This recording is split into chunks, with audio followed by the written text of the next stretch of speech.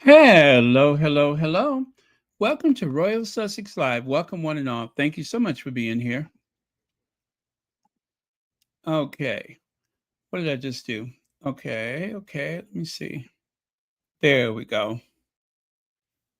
All right. I still see numbers. Well, oh, well, I don't know. Okay. So I'll do that. And yeah, that's up. Let me make sure that you all can hear me. Yes, you can. All right, good. So let me see who was here first. By the way, I don't think we'll be here more than an hour. Carol Lund, thank you so much for being here first. Isn't that a nice thumbnail? Look at that. Um, but I'm not going to share any photos of the kids. I'm not even going to share any photos of the outing, but I'll talk about it. But just so you know, there is no video or anything like that. There is a video that someone posted on Twitter. It doesn't feature the Sussexes, though. It just shows you the surfing class, which looks like a lot of fun. There were a lot of kids there. There were a lot of kids there. So if anybody thinks it was just the Sussexes and nobody else, nothing could be further from the truth. There were a whole bunch of cheering there, children all over the place. Um, and boy, did it look like they were having fun.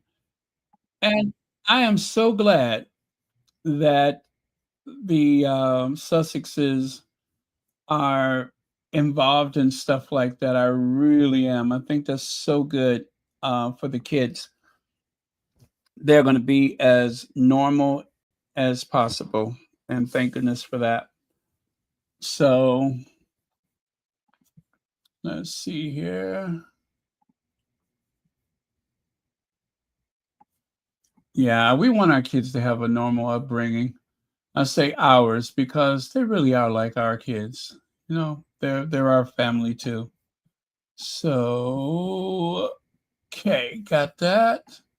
And I can see what you all are seeing. Connie Balmer! Connie Balmer. Connie Balmer, I was looking at a travel something, and they were saying at this time of year, when everyone is in the south of France, this is the best time to be in Switzerland because everybody goes south to try to, sit out on the beaches and enjoy the sun. But right now, they say this is a great time of year to be in Switzerland to enjoy that fresh alpine air. And it's got to be a beautiful thing.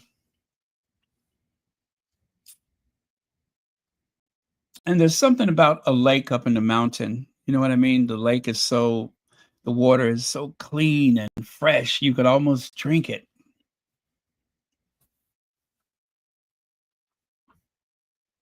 I'd like that. One of these days, I got to go to Switzerland. Yes, well rounded children at that. Very much so. They're going to be fantastic.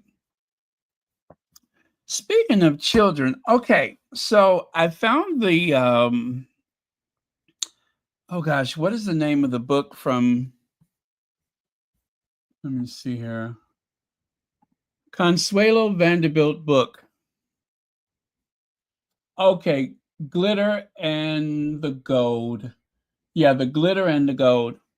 All right, so I found the book and I found the audio book, so I'm actually listening to it. I don't know who's reading it, but they're doing a fantastic job. And so, anyway, she said something about the aristocratic women that was very eye opening. And I want to see if I can share that with you actually. maybe I will do it later, but I will share that with you. Very, very interesting. In so many ways, she reminds me of the Duchess of Sussex. One of the things that she said was that when she first got married, right, and that her husband was reading the telegraphs that came from all over the world, from well wishers, even Queen Victoria, right? And as she's reading these things, she noticed right away that was her first lesson in aristocratic snobbery. She said because her husband's reaction from one cable or one telegraph or whatever, from one to the next, his reaction would be either somewhat differential, muted, very much ceremonial, like when he read the cable from Queen Victoria. And by the way, was Consuelo Vanderbilt. She was the inspiration for Gladys Russell in the Gilded Age. So that's why I'm so keen to get through this book. Anyway, she was saying that at that point, she knew right away that she had to be very careful not to show her, I guess, what is the word I'm looking for? She said it too. Well, somewhat of her shock and surprise at how that snobbery works. You know, she was a very liberal, democratic American who did not understand all of the hierarchies and such. And that was so interesting. So it kind of reminds me of when Meghan was saying that she thought all of the curtsy and all that kind of stuff, that she thought that was something for the cameras, that they didn't really do that behind closed doors. And you know how when they had that first dinner with the Cambridges, you know, that she thought that that kind of stuff was just for the cameras. And same with Consuela Vanderbilt, she kind of thought that, you know, if you're around, like, say, Queen Victoria, then of course you're going to carry on like that. But she didn't know that it was like all of these pomp and circumstance things happened from like one household to another. So that was like an eye opener for her. But I'm going to share something else later. So, um, yeah, I'll do that later. But it was very interesting so far.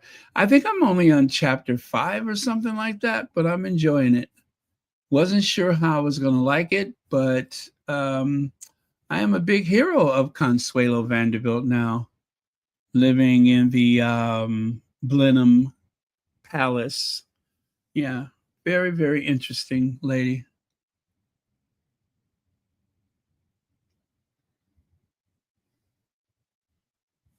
What is that?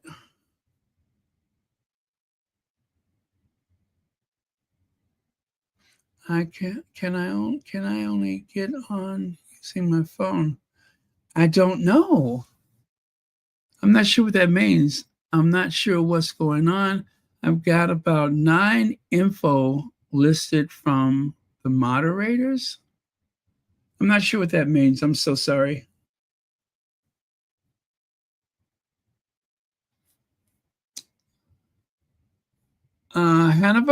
Hanavari Manishi, thank you so much for joining us, and hello to you too. Okay.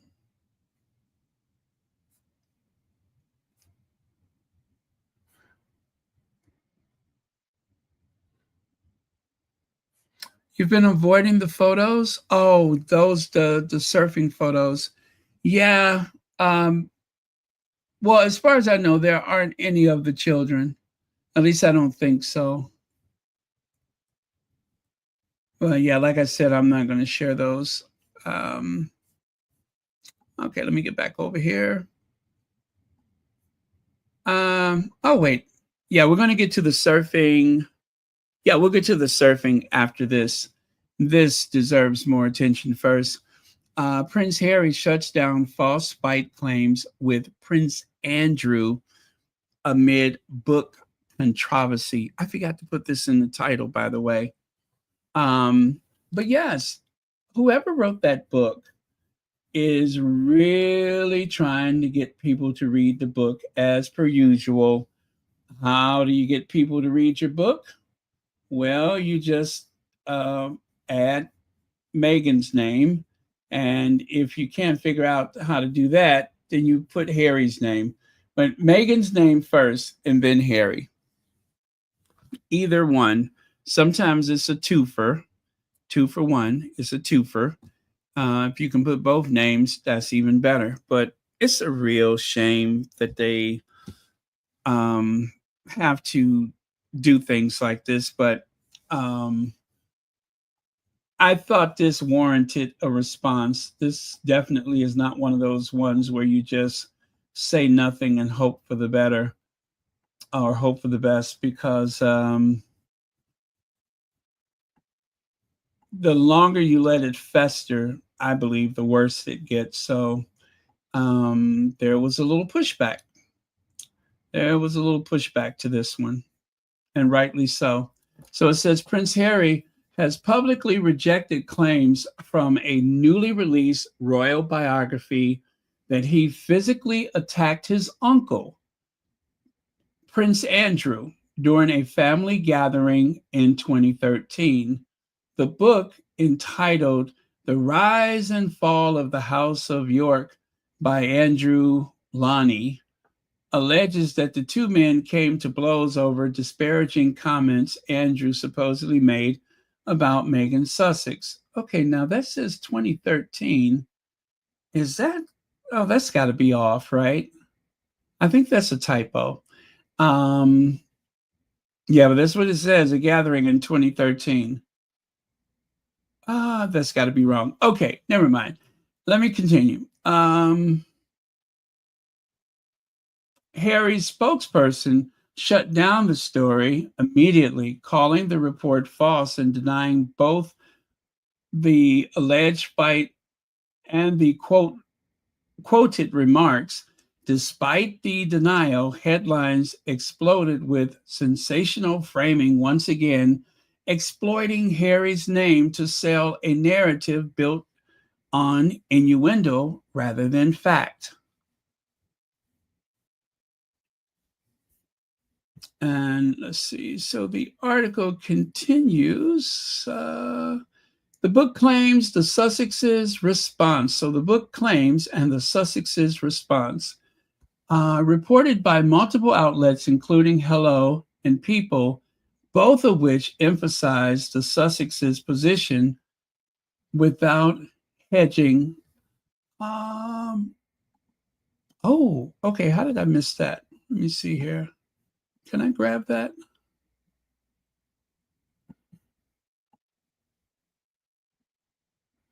Oh, that must have been the article, His Royal Oafishness, Bougainville. Okay.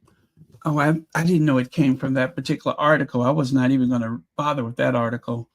Yeah, there's an article about Andrew where they call him His Royal Oafishness or something of that effect. And I'm not going to bother with that one. Not interested in it. Okay. All right. You know what? These ads in this article, these ads are blocking the words, and I kind of lost track where I was. Okay. All right. Okay. I hope this is it. Harry's forceful denial gains more credibility when placed against the context of a documented fight with Prince William in 2019. In his memoir, Spare, Harry wrote in detail about a confrontation at Nottingham Cottage that turned physical after William insulted Meghan. William allegedly pushed him to the ground, broke his necklace, and caused Harry to fall on a dog bowl, which shattered under his back. Meghan later discovered bruises, prompting Harry to reveal the incident. Royal reporters never denied the event. Instead, many excused William's behavior and questioned Harry's judgment in speaking out. This silence stands in sharp contrast to how the press treated the new, unverified claims involving Prince Andrew.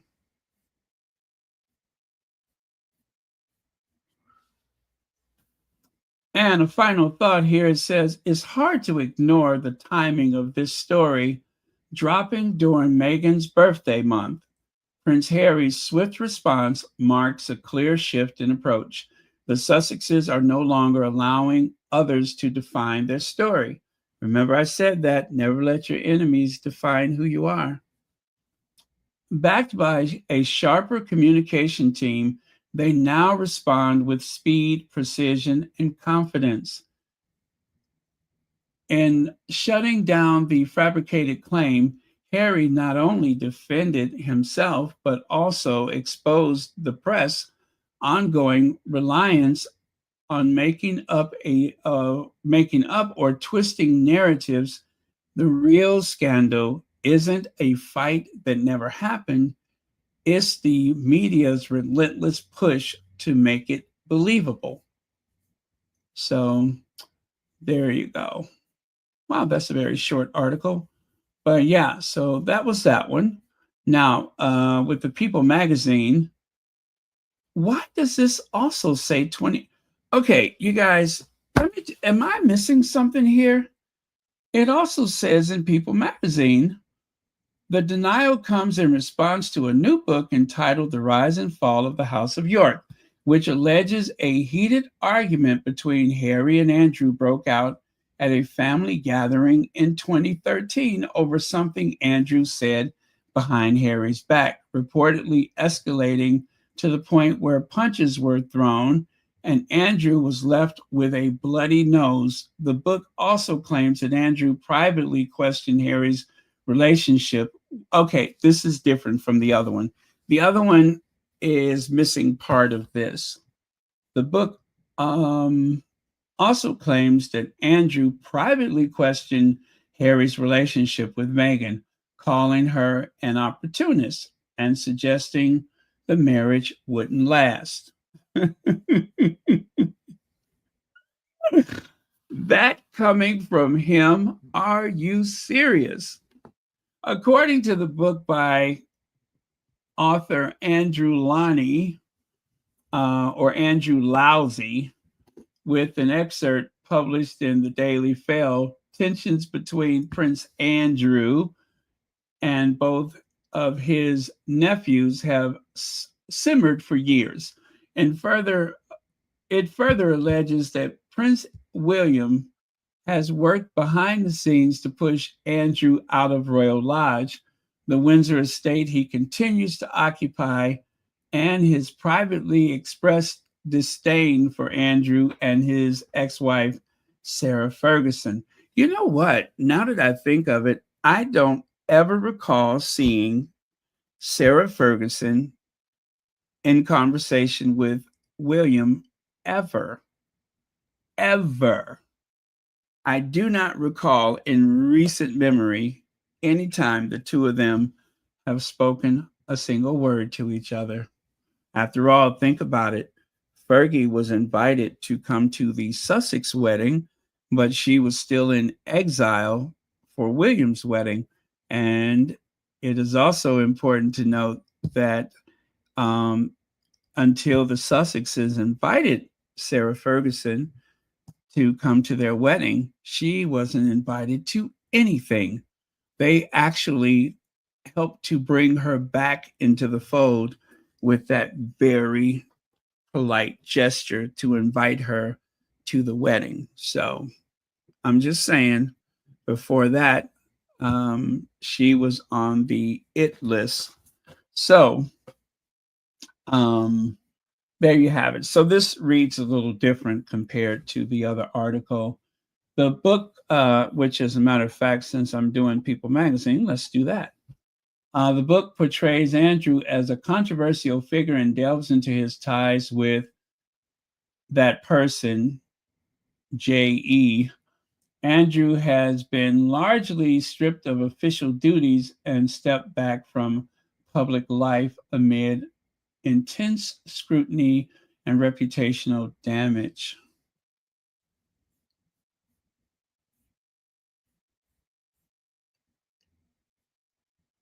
Okay. So I think that was it about yeah, that was pretty much it. Gosh, this is a very short article too. I can see nobody has much to say about it, which is good. That is a good thing. I am satisfied with that. So, what do you guys think about it? Andrew is a joke. Let's see here.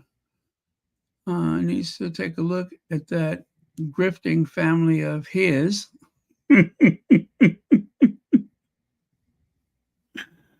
uh, um, yeah. It does seem as though the whole family was basking in that money that Andrew has found so many interesting ways to bring home. And wasn't it true that that person who went to jail 98.6 and left at room temperature, isn't it true that he paid for, was it a party or for a wedding or something like that? He paid for something that I remember. He paid for something for them. But yeah, Andrew was kind of eager to be friends with him for whatever reason. But let me see here. Where is that picture that says 1,000 words? I'm looking for it.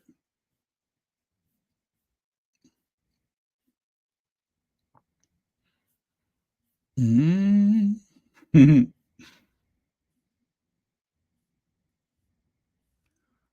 Okay. Oh, there it is right there. I don't know who made that, but it certainly says a lot. Wasn't that something to do with them? A costume party of some sort? And old Jeffrey had something to do with that party. Didn't he pay for it or something? Something to that effect. I can't remember the exact thing, but it had something to do with him and money and the York family.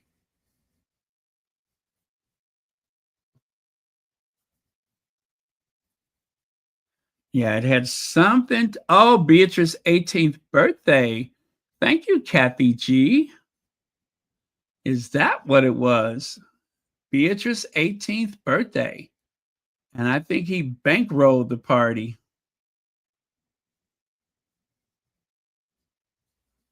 Huh. Isn't that something? Well, that's that was quite an attachment. I'm sure Andrew was pleased to have access not only to the money, but to other things, other trappings of that person's life. Anastasia is here. Hey, Anastasia. Hey, Hazel Jones. Oh, also paid those bills too.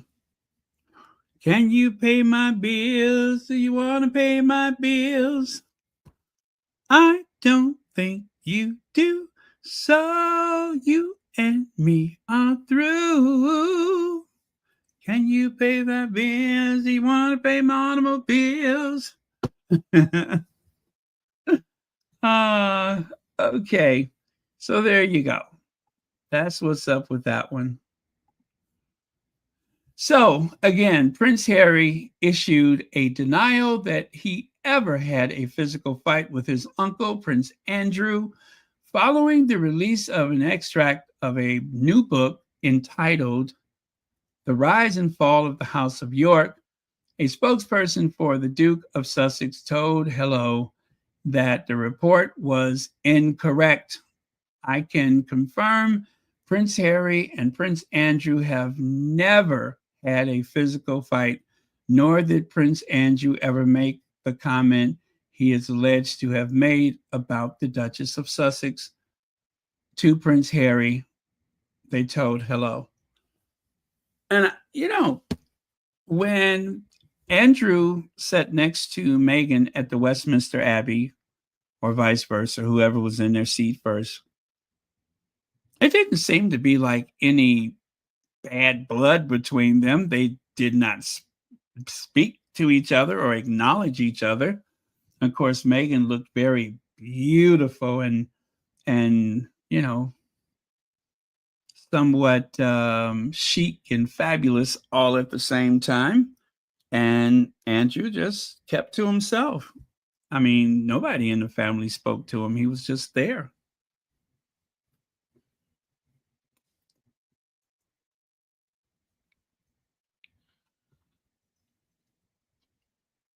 Well, again, it's only included just to sell the books.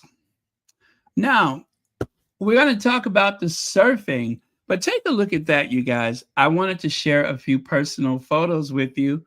This was the sunset at, I forgot the name of that beach in Hawaii. Big Surf, Big Sur, Big Surf. Anyway, that's, I went there to watch the surfers, and they get some of the most amazing waves anywhere. Um,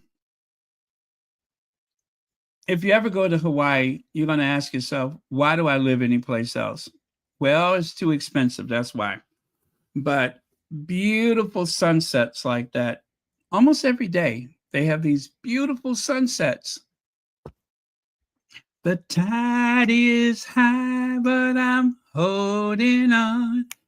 I'm gonna be your number one.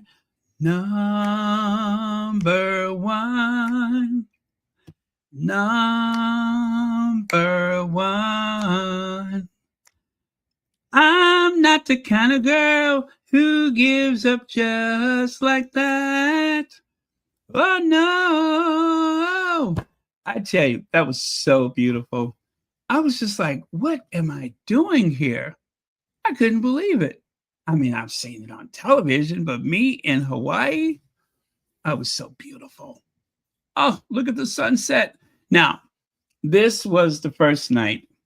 I literally got out of the Uber and I raced over to the water so I could see my first Hawaiian sunset. And it's something about the sunset.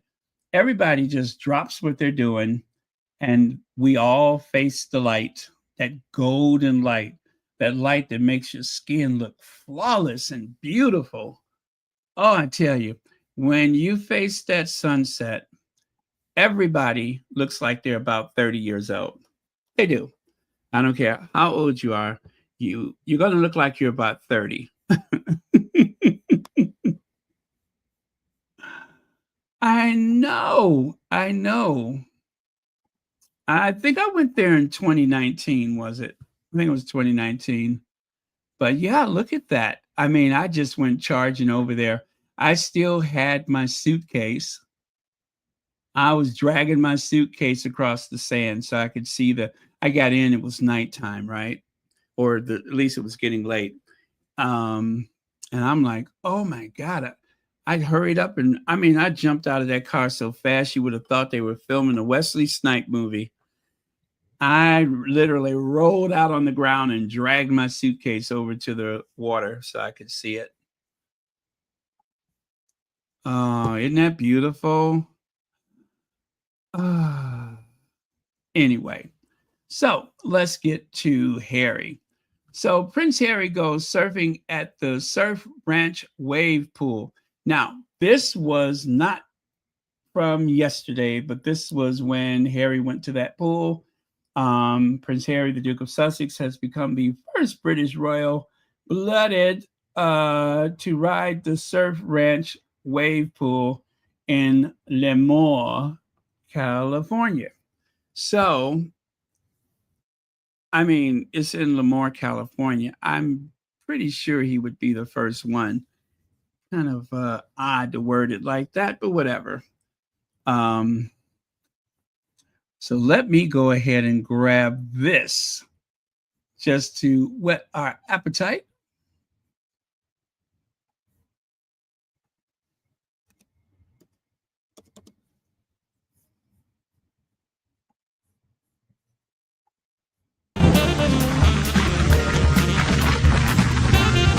Go! Stand up! Move up, move up, move up! Yeah! Over the fence! Yeah! Over the fence! Yeah! Love you, brother! Yeah! Yeah! Move your shoulder! Yeah! Nice! Thank you! Keep going! Yeah! Yeah, my brother!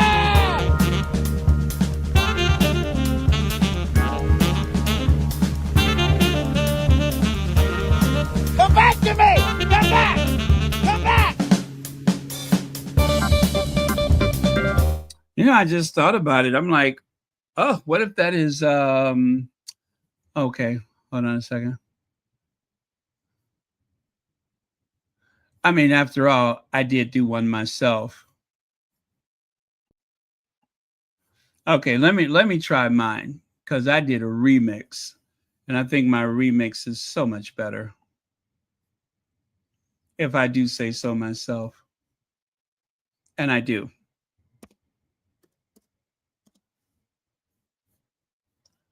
All right, where's my remix? There it is.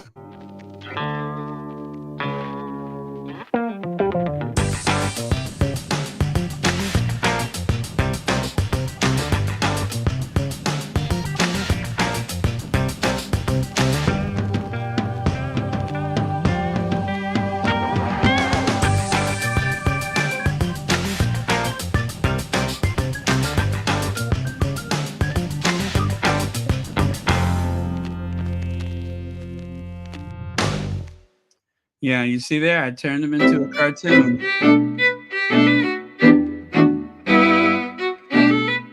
Yeah, I turned them into a cartoon. Let's see. Oh, I didn't know it was at the end of that one. I didn't even have to bring up the other one. So, where was I? I'm over here. No, not there. I'm right here. There we go. So yeah, there you go. Duke of Sussex takes Prince Archie surfing in California. And that was, that was back in January when that happened. I didn't know it was that recent. Anyway, but that's not today's article. From today's article, it says this. On Friday, Meghan Sussex and Prince Harry were photographed making the most of summer at Santa Claus Beach in Carpentera, watching their 6-year-old son, Archie, Prince Archie to you, as he enjoyed a surf lesson. In pictures shared by those people, the couple is on the beach chatting with friends as Archie hits the wave.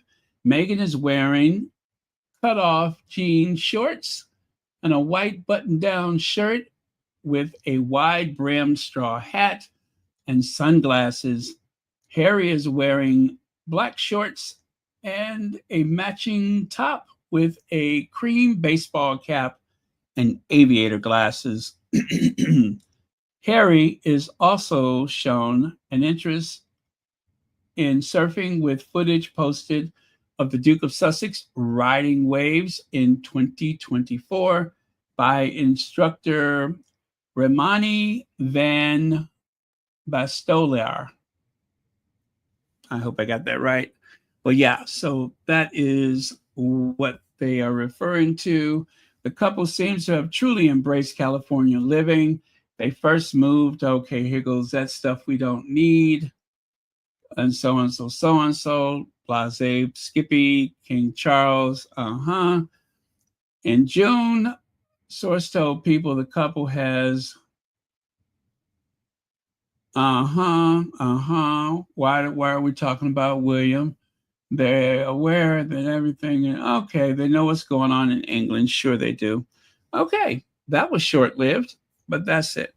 That's it. So again, no pictures to share because they were totally papped.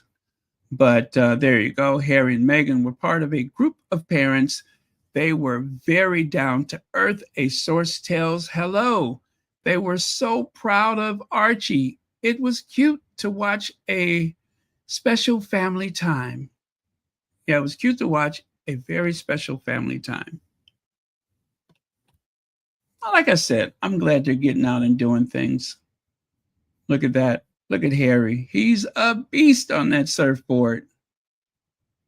Fearless, I tell you. Absolutely fearless. And of course, that's the trainer that Harry had at the surfing ranch. And there's Meghan's outfit, just in case you're wondering.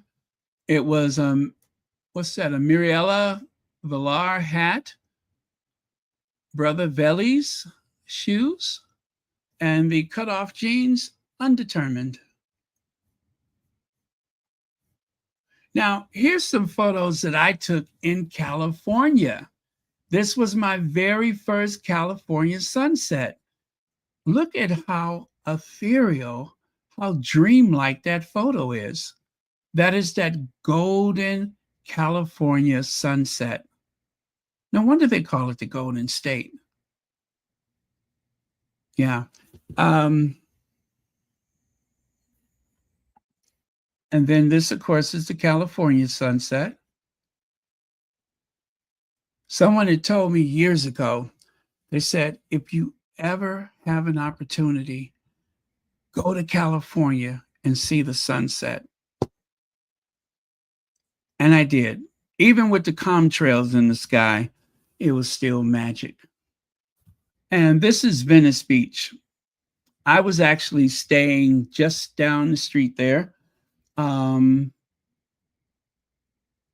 Beautiful area. This is one of those places where you say, how come I don't live here?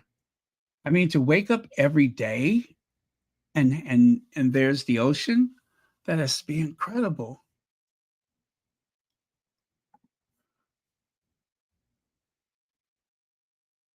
And when I was on my way over to the beach so I could enjoy the sunset, I noticed, like I said, everybody's looking that way.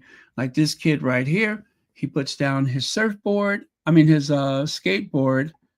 and he's enjoying the sunset.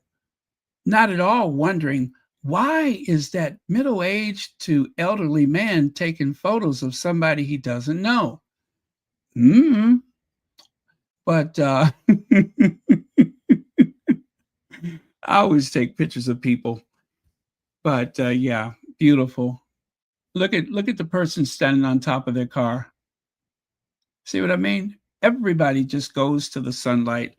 It's like in a world with so much polarizing opinions about everything and everybody, the one thing that everyone could agree upon was the sunset. It was so democratic, so inclusive. And mind you, this was the month of December. See there? There's another one. And this is me enjoying my first California sunset. It was kind of chilly. I'm going to say it was about 55 degrees, 50 degrees Fahrenheit. So it was kind of chilly, but just as beautiful. I don't think I would ever want to be there any other time than when it's nice and cool and dry like that. But yeah, beautiful sunset. I felt special to be alive that day. Now, you all remember Abigail Spencer, right? Abigail Spencer. I believe she's Meghan's birthday twin, right? Don't they share the same birthday? Anyway, Abigail wanted everyone to see that she was enjoying her as ever rosé.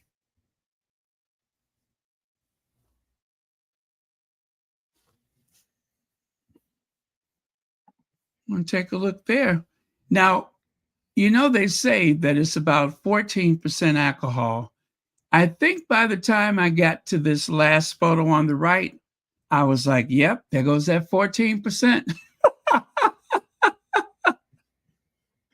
There goes that 14%. She was doing okay until she got to that 14%. And then it's like everything was sideways, like that movie, Sideways.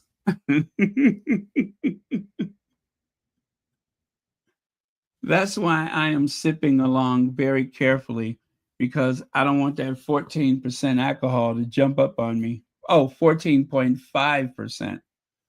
14.5%. I mean, look at there. By the time she got to 14.5, she's just like, hey, where is everybody? I can see y'all in that phone.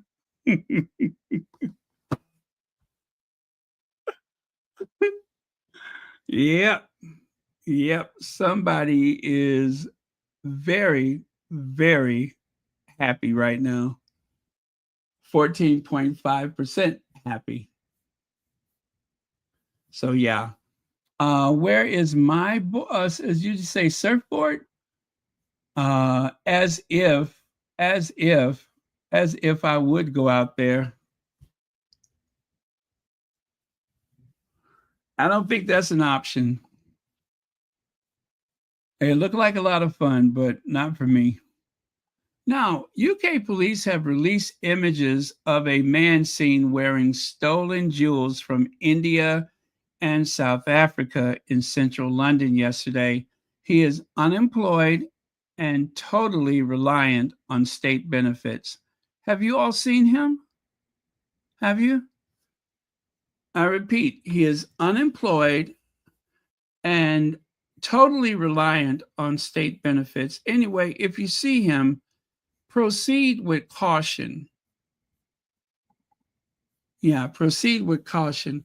Another way to identify him is with those massive hands and those unforgettable childbearing hips. Yeah, that is one way that you can recognize him is with those huge hands and those childbearing hips. Yeah, if you have seen him, please contact the Metropolitan Police. They're interested in having a little conversation with him.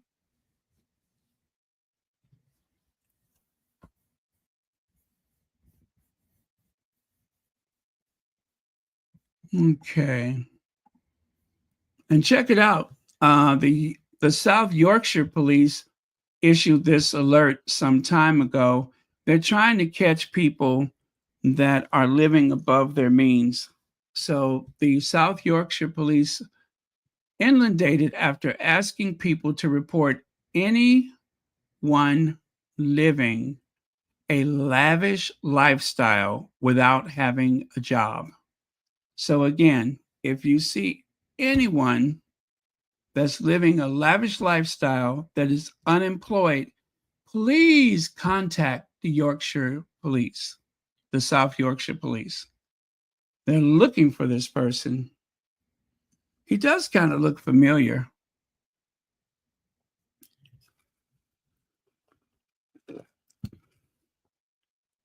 Yes. That is one way to deal with some very unsavory people that you definitely don't want in your community. They're easy to identify because they have these, lifestyles of the rich and famous, but they don't work. Where do they get the money from? Now, William July Rewind, 8 days in the diary in the whole month. 4 of them spent watching or playing sport. 4 engagements for his own charity. Hashtag Workshy Royals. Hashtag Not My King. Hashtag Abolish the Monarchy. And let me give you one more hashtag. Hashtag Workshy Willie. Hashtag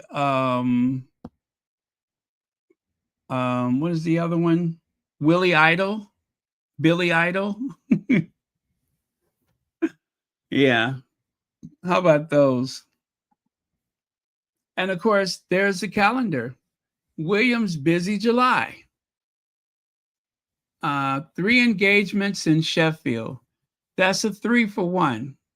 None of that adds up to a day's work for the average person. Let me see. 1 engagement in Hertfordshire. Another engagement, brief meeting with David Lammy and the president of Kenya. Wow, that's hard work. Another one, attending memorial in the afternoon. And then watch football match, play polo, watch tennis at Wimbledon, watch women's Euro final. And cha-ching, cha-ching. That is a month's work. On 8 occasions, he got up and went out the house, and they call that work.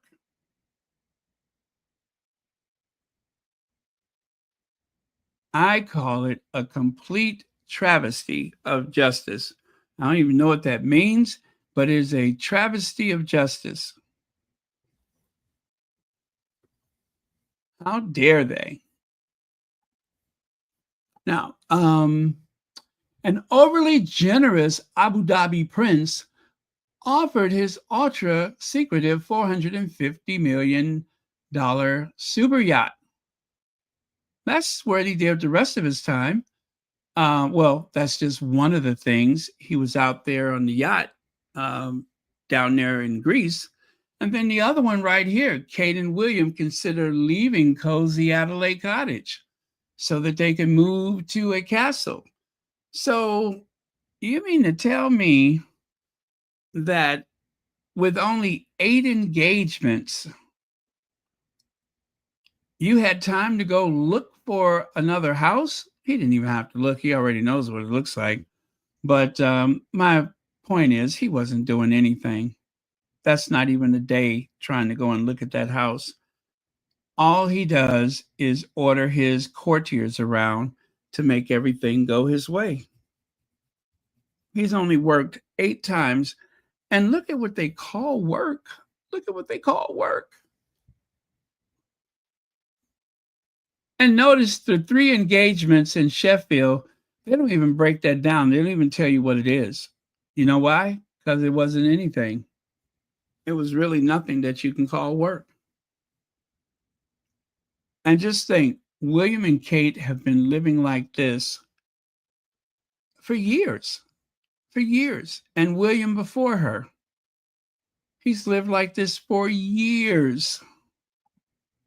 Billy Idol. And then right here, another royal holiday mystery. I don't know what their angle is. You would think that after all of the chatter about a super yacht, mega yacht, whatever, super mega yacht, that they would kind of downplay things. But I think that with all of the backlash, they decided, since we can't really get people to talk positive about it, why don't we use the children? Like it's going to be, so cute and so funny. Oh, the kids wanted McDonald's. They're on a big yacht with a private chef and all that kind of stuff. And of all things, George wanted a Big Mac. I guess we're supposed to cock our heads sideways and go, "Aw, isn't that adorable?" Princess Diana used to take take Harry and his brother to McDonald's. I guess that's the point, is that we think it's so interesting how normal and down to earth they are going to McDonald's.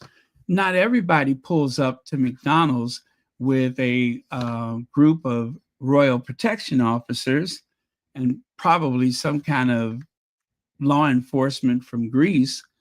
Not to mention, you just got off of a huge yacht, a yacht that costs almost $500 million. Hello. So, what if he wanted a Big Mac from McDonald's? He's still cruising around the Mediterranean on a yacht. Wonder how many of his classmates are on a private yacht.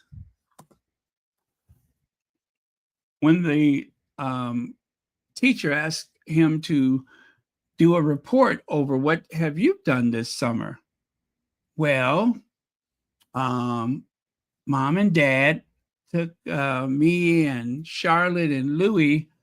Well, they took us to Greece, where we spent days on a $450 million, 50 million pound super yacht. Yes, in the cool warm blue waters of the Mediterranean, we spent our summer on a super yacht. What about everybody else in class?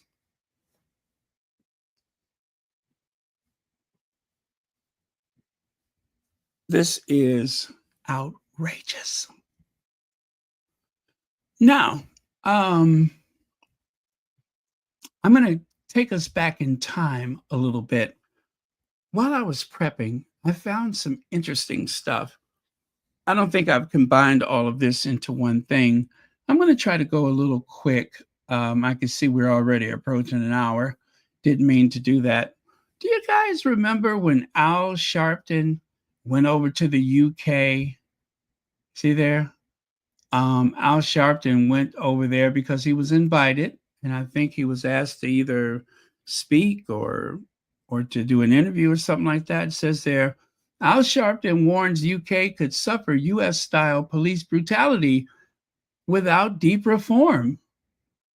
And right there, you can see it says, welcome our guest of honor, the Reverend Al Sharpton, along with esteemed lords, members of parliament, and guests, and so on and so forth. So yeah, he was invited. But that's not the part that I wanted to talk about. I wanted to talk about this part. Do you guys remember this? When Al Sharpton, Reverend Al, went on Good Morning Britain, and they were hoping that he was going to say something disparaging about the Sussexes. And while they were trying to gaslight him and feed him all that negative information, I think it kind of was unnerving for them, because Al Sharpton just kind of sat there with that look on his face and did not say a word. He just let them dig a hole for themselves. And of course, then he came out and said what he said. I love that. I love that. I don't know what they were expecting. I don't know what they were expecting, but they did not get it. He did not deliver as expected. As a matter of fact, you know what? I don't have that sound bite. Let me see if I can find it. Should not take but a second for me to find it. Give me just a second here.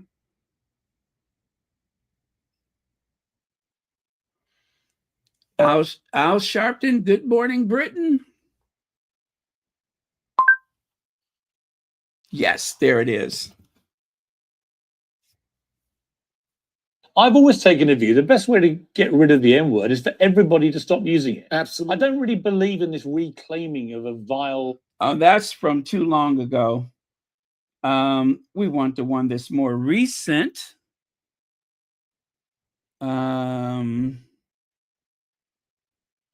Oh, I didn't realize he had been on there before. You recognize that horrible voice.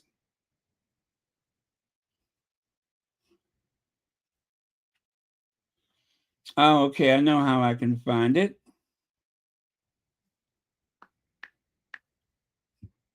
There we go. That makes it easier. There we go. 2 years ago. Oh, but that's a short. I don't want the short video.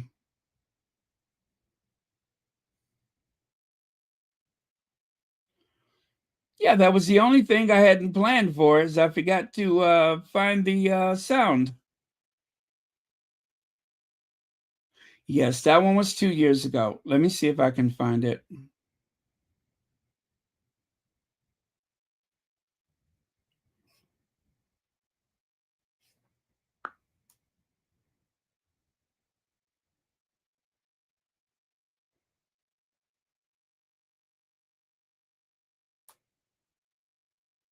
Hmm.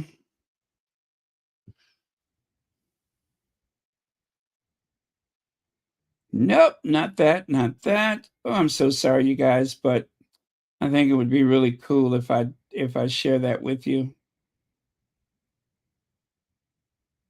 That was always treated differently, understood what Meghan was going through. It was somebody Black working in the C-suites for the first time, and they treat you differently. Or someone walking down the street. And I think she became a symbol not of her own making. When you see the kind of mean-spirited article this guy wrote for no reason, drag her through the streets and all, yeah, fine, you can apologize, and many of us have said things not at that level that we could apologize for. But what makes you feel that you can say that in the first place? Right. And I think that in many ways they exposed what was already there, and then people tried to blame Meghan for they are being exposed. And I think that in many ways they exposed what was already there, and then people tried to blame Meghan for they are being exposed. That was always treated differently. There you go. They exposed what was already there, and then they tried to blame Meghan for what was being exposed.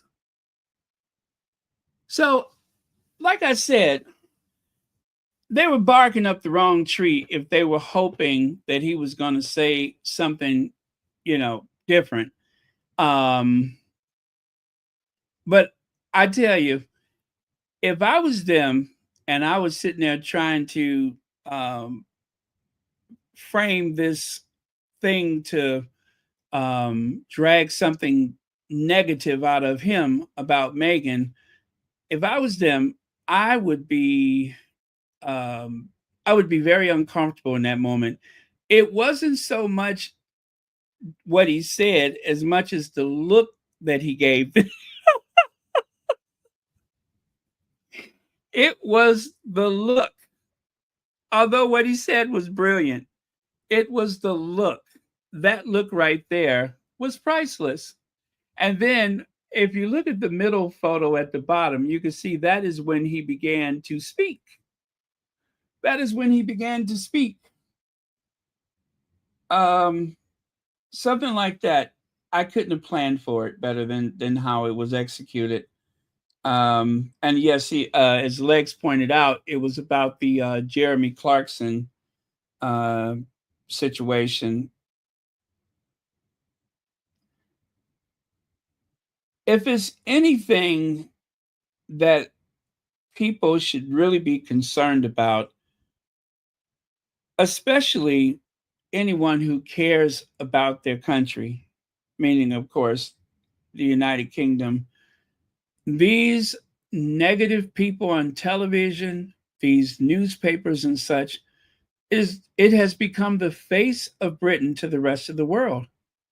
You have people on television trying to defend a genocide as we speak, working very hard to defend the perpetrators.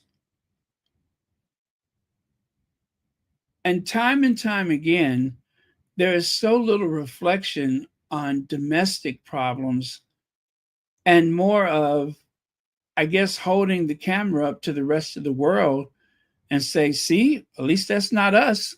At least we don't have a president. We got a king. Yeah, we got a king. We don't want a president.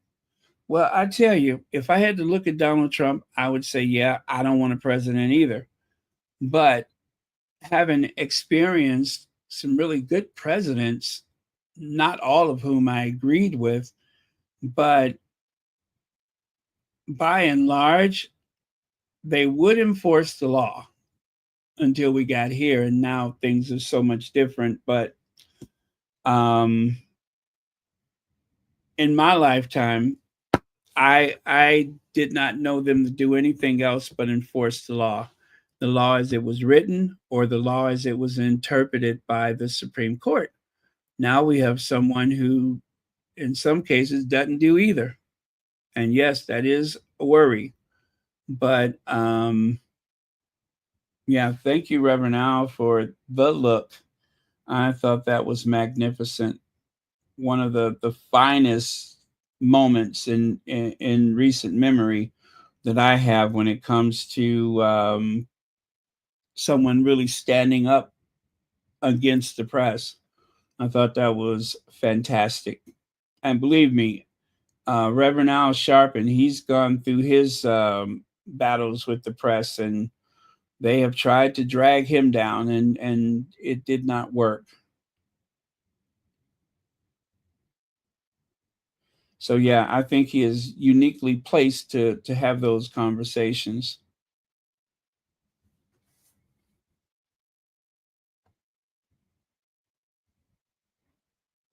Oh, wow. I had a 3-hour video that day it came out 2 years ago. I'm looking at it right now. I see it on my phone. I had a 3-hour video.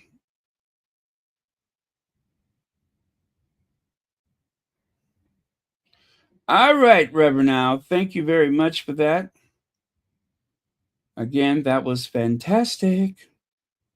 When Meghan Markle and Prince Harry left the UK. Oh, here's a longer one. Here's a longer one. When Meghan Markle and Prince Harry left the UK, lots of discussion, Reverend Sharpton, about racism within the media, the accusations that they made towards the coverage that she had faced as part of the royal family. Mm-hmm. And then you were very outspoken and critical of Jeremy Clarkson's column that he put in again in another national newspaper. He's since apologized to them profusely and tried to explain his scenario. I wonder what your take on that situation was, what Harry and Meghan Markle said that they were facing, and the reaction of the UK media to that relationship. You know, I think that when they were married, it was a beautiful day, right?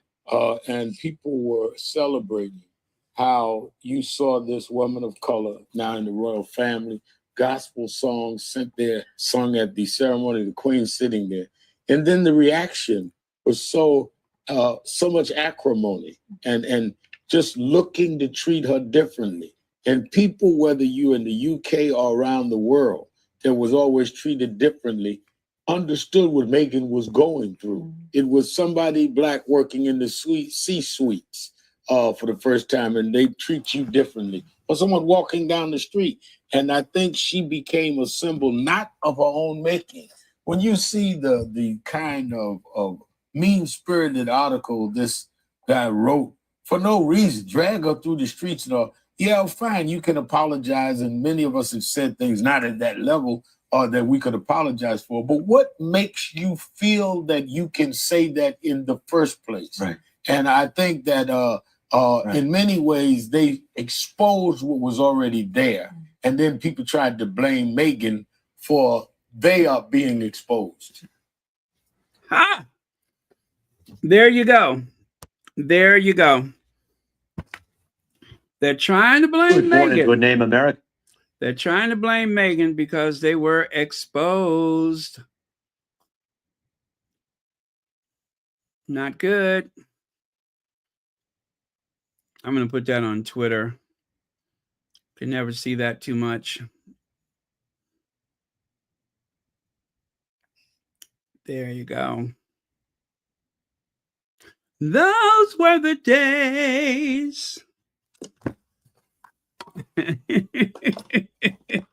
Yes, those were the days. I love it.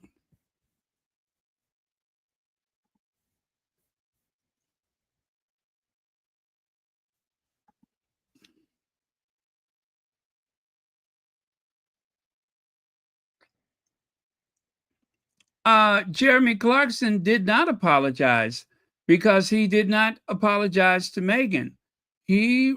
I believe that we saw what he had written. And the thing is, he could have sent a letter to Meghan.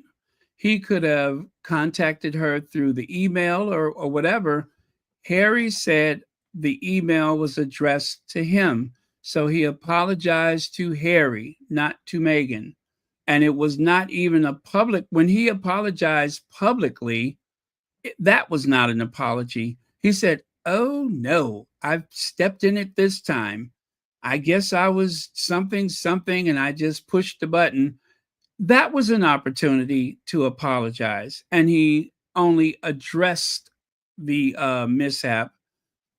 Actually, it was not a mishap. He addressed his act of evil. He did not apologize. An apology would have been very full throated and it would have been very public, but he didn't do either. And when he sent whatever he sent to Harry, I don't have to look at it, but I can assure you that was not an apology. Harry said it was not an apology, and I believe Harry. It was not an apology. So,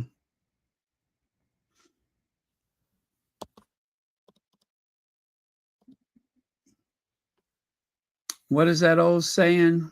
Let me see.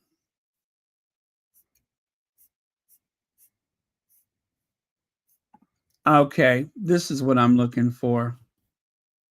Your apology needs to be as loud as the disrespect was. Okay? Your apology needs to be as loud as the disrespect was. And because he did not apologize at all, it doesn't even matter. There was no apology. There's not even a half an apology. There was no apology.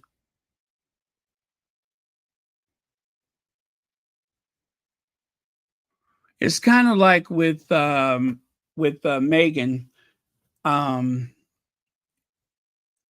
After they can finally have Meghan curtsy to Will and Kate, then this whole thing about her coming to funerals and coronations, that'll be over with. They just really want to get Meghan on record giving a curtsy to King William and Queen Kate. I pray that never, ever happens. Oh, they would love that. They would love that. All they could think of is how much money they can make. So, yeah, no apology was intended. And of course, no apology should ever be accepted. And as for the Reverend Al Sharpton, I am going to give him a much deserved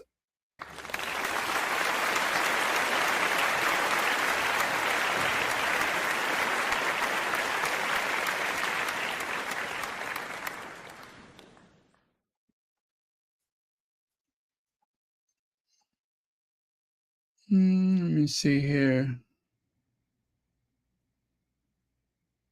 Yeah, this was also during that visit.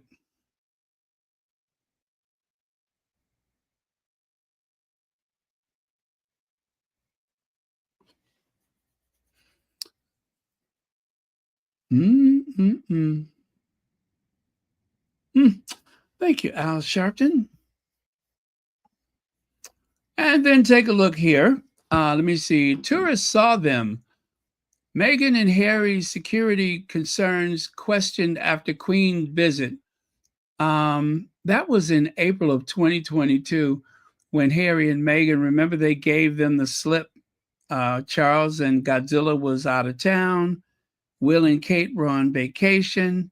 Harry and Meghan and the kids slipped right into the, what was it? Windsor Castle. Oh my goodness. They got in and got out, and they were already on their way home to California before anybody heard anything about it. I tell you, all that time, Queen Elizabeth sitting up there pretending to be senile, and yet she was able to, I guess she found at least one person in close proximity that she could trust to help her pull that off. Because if you guys remember, after that, they took her directly to Sandringham. They took her away from Windsor into Sandringham. I guess they were afraid that the Sussexes would double back or something. I don't know. But yeah, she was punished. They sent her to Sandringham. Yep, there was the Queen with that Motorola burner phone. She had that Motorola brick. Hello. Yeah, this is Your Majesty. I wonder if I can get you to help me with a matter.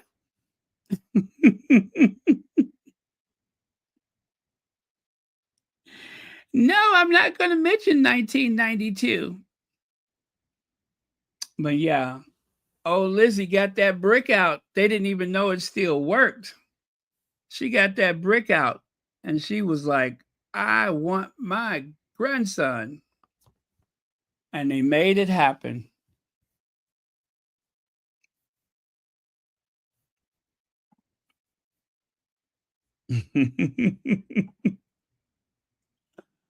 Oh, man.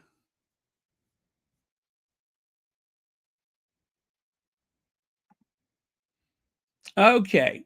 And let's do a little more time travel here. Kate spent 1.5 million turning historic home into, what does WAG mean? Palace, with orange roof after Queen kicks out tenant on Sandringham Estate. Remember, I kept saying that? I said, I believe that family were evicted. And they have evicted the family that were living there. They did not want to move. But thanks to Will and Kate, they had to go. They had the Queen kick them out. And as you can see, that was back in 2014. They already had the place in Kensington Palace, right? They spent a fortune of taxpayers' money renovating apartment 1A. Then all of a sudden, they decide, well, we need a weekend place. And they had their sights set on Admiral Hall, which I believe is on the Sandringham estate. So the family that lived there, they had to go. I mean, that is just, how cruel is that? They're enjoying their home and then they had to move. And also take a look on the right. 6 police see Kate get to work on time. Well, they didn't have much work to do, did they? How many times did she actually work? But that was when she was at Jigsaw while they were still courting, I guess, or whatever, or after he had popped the question.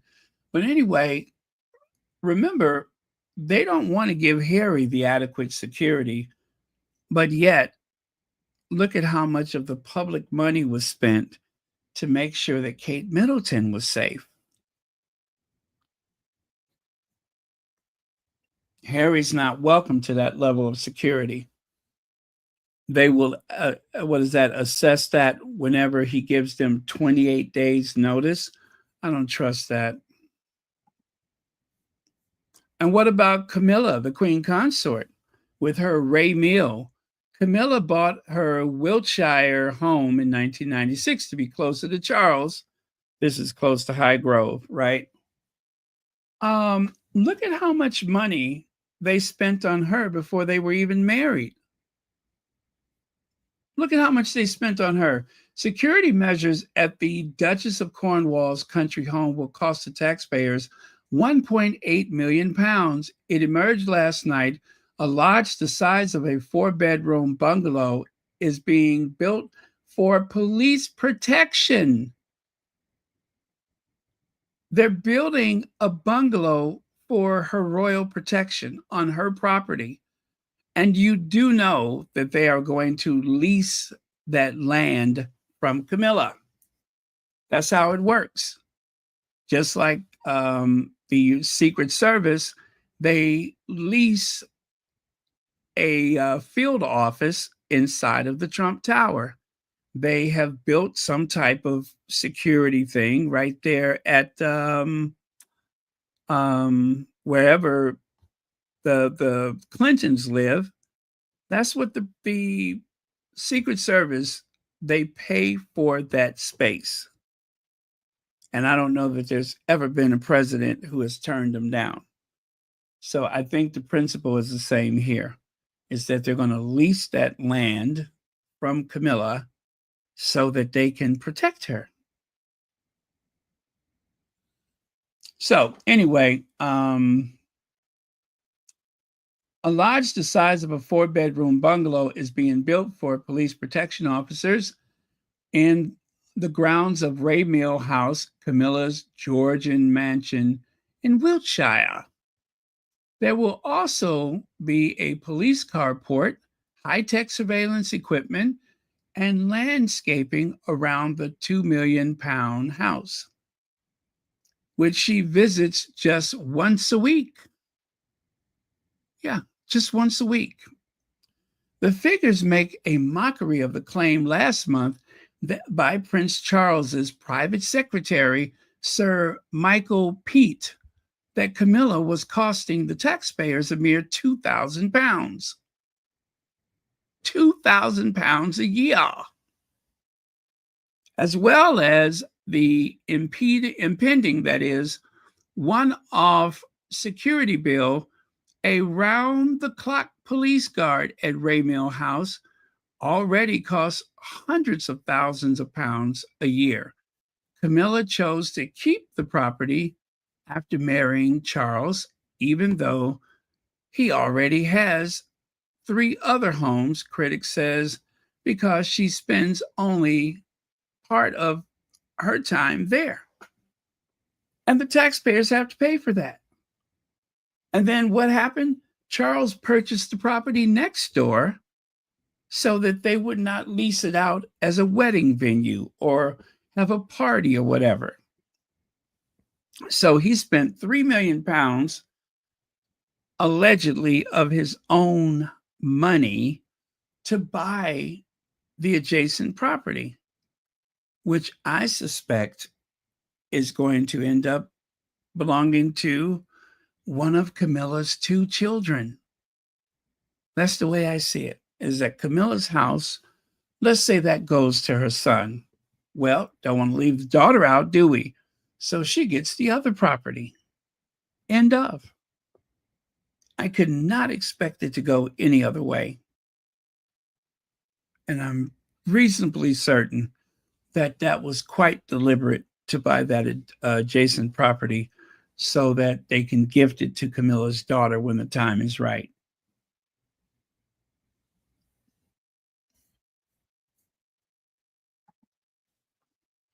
Now, Princess Anne doesn't get full-time security, and her protection officer was shot.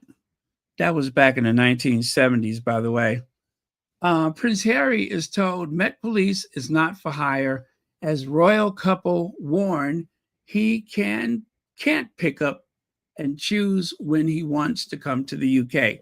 And that's all it's about, is that they simply want to control his coming and goings.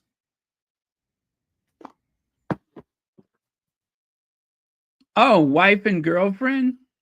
Is that what it means? Oh, okay. That's interesting. So remember, the police are not for hire, right? King Charles pays for Duke of York's private security after refusing to do so for Prince Harry. Isn't that something? They're telling Prince Harry he cannot pay the police to protect him and his family, but that's exactly what happened with Charles.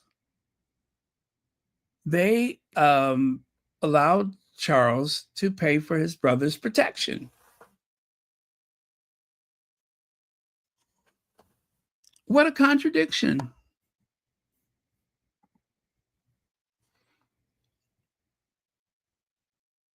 Yeah, undoubtedly need protection.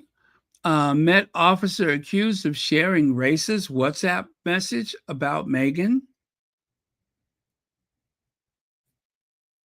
And then if you take a look there on the right, I haven't heard from her in forever, R.S. Locke.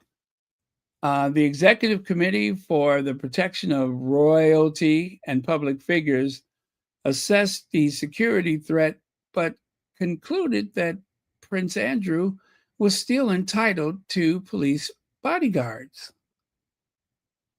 So why one standard for Harry and a different standard is applied for Camilla when she wasn't married, for that sick old man, Andrew? What's the difference?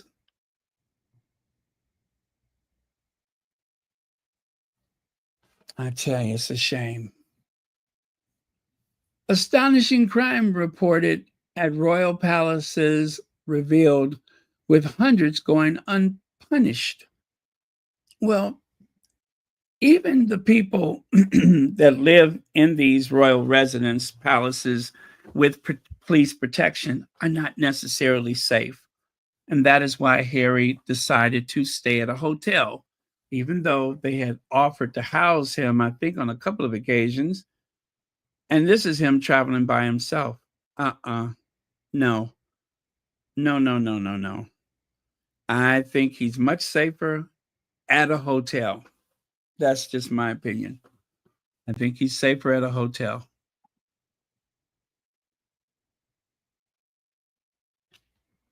Just as I wrote in my column earlier today, despite being stripped of all royal patronages and military affiliations after paying out millions, well, he paid out all that money to someone he didn't know for something that they didn't do.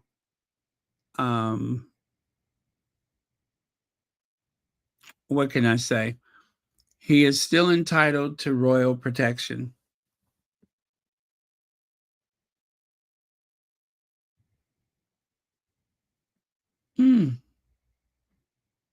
That far-right teen who branded Prince Harry race traitor jailed for 4 years. They don't need security, do they? It's just that there's some weirdos walking around like that. Teenage neo-Nazi jailed for inciting terror acts on Prince Harry and other targets.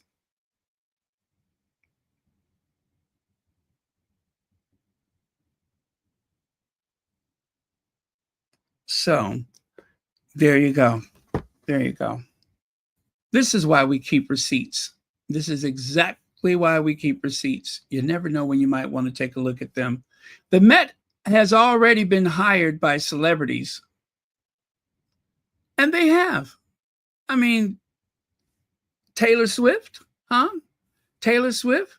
Take a look at that. SPS agreements for private hire. I note you seek access to the following information. Please provide details of each long-term contract for the private hire or provisions otherwise of police officers under Section 25 of the Police Act of 1996, for which force received payments from 2016 to date February 2019. They have been literally paying the police.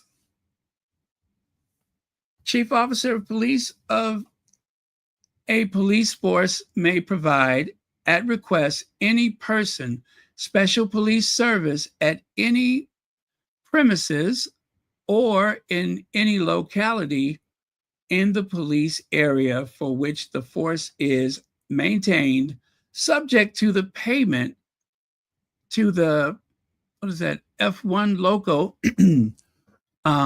policing body of charges on such scale as may be determined by F2 something, something, something. This means that they have been lying when they say that you cannot just hire police protection. Clearly, you can. But they won't let Harry do it. They simply just won't. And then to reinforce things, to make sure that the public does not side with him, they go on the morning shows, or they'll write a column with the very snarky, rude, very smirking, oh, our police are not for hire. You just can't come in here and throw money around. Well, sure, if you're going to make it sound so awful. But the truth is, Harry was only asking them to do what they've done on so many occasions for so many people.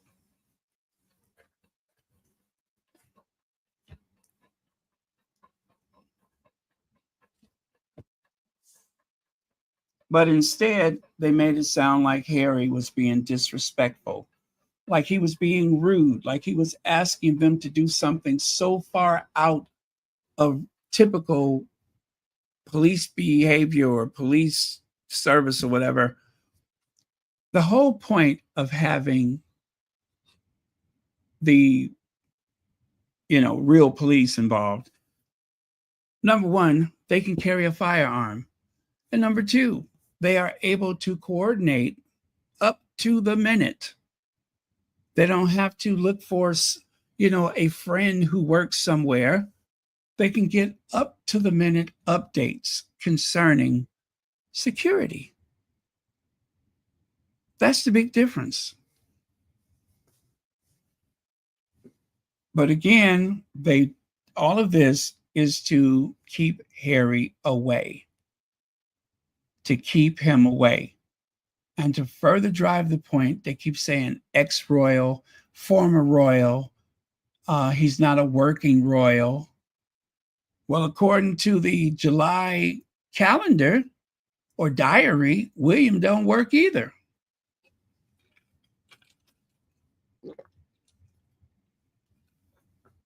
If you want to be technical about it, when does William work?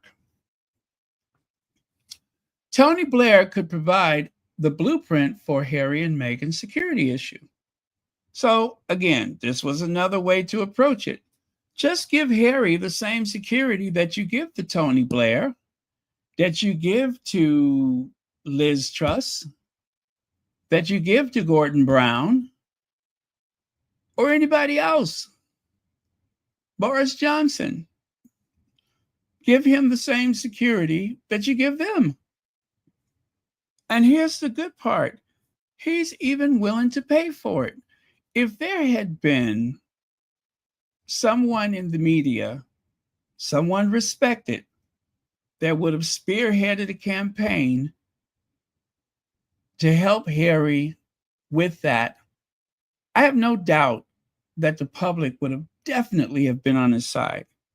But they have done as much as they could possibly do to taint the idea of it. So, of course, they won't cite any other occasion where people have paid for police protection. They don't mention that. All they say is that who does Harry think he is throwing money around? He's got that money from Netflix. He's throwing that money around. And of course, the public, they don't know better. How could they?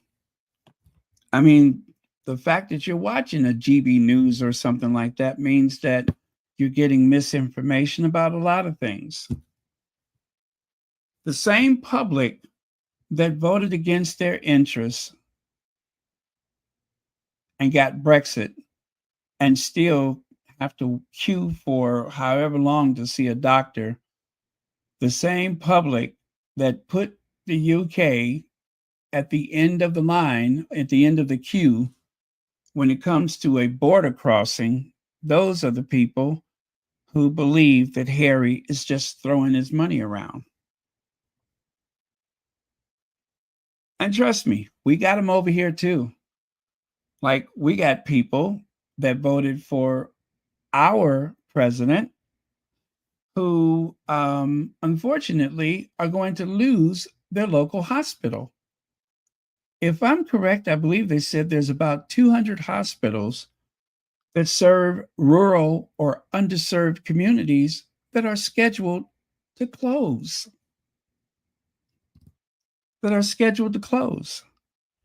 If you live in Chicago, you do know that Lewis Weiss Memorial Hospital is closing down. We're about to lose another hospital. We've lost a few over the years, but this one is directly related to who we voted for. Elections have consequences. It has consequences. If there was a prime minister that had stood up for the Sussexes, they would have royal protection for their visits. But that didn't happen. That did not happen. They're afraid of the tabloid media, or they're just that into Charles III.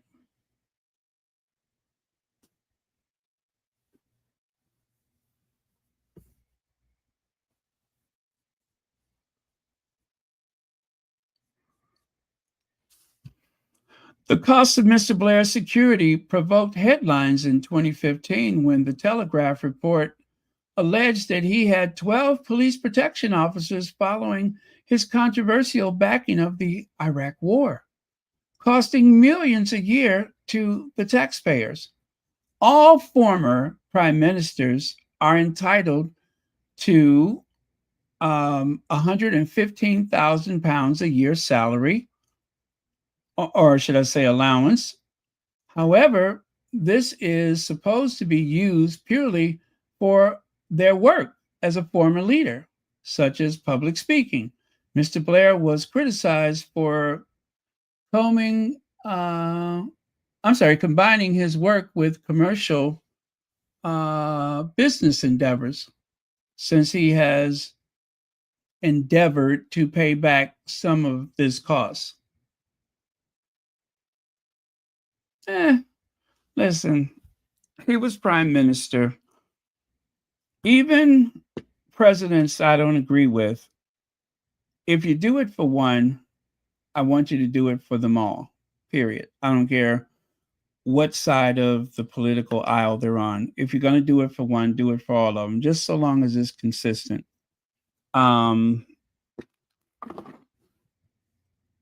cares?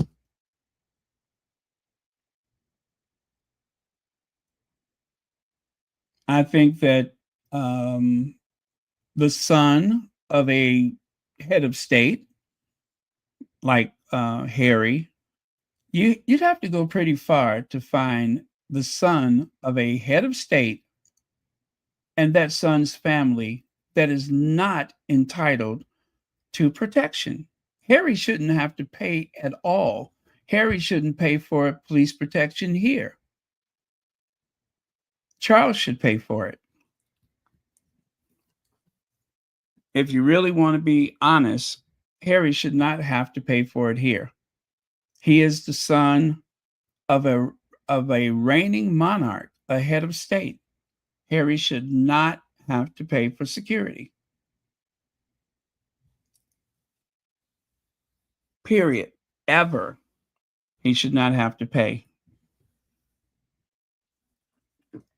I don't care how much it costs.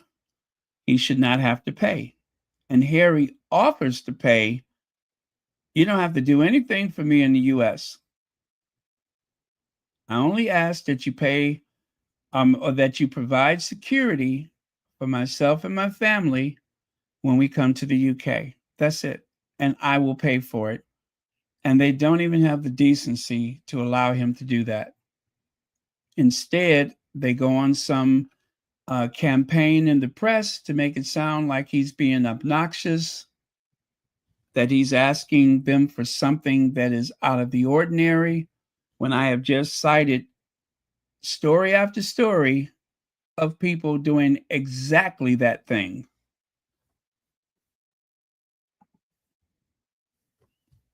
Pratik Patel thrown under the bus for daring to question Prince Andrew's security decision. Remember that? The former Home Secretary. Let me see. Letter on Duke of York police protection leaked as a warning not to challenge the process.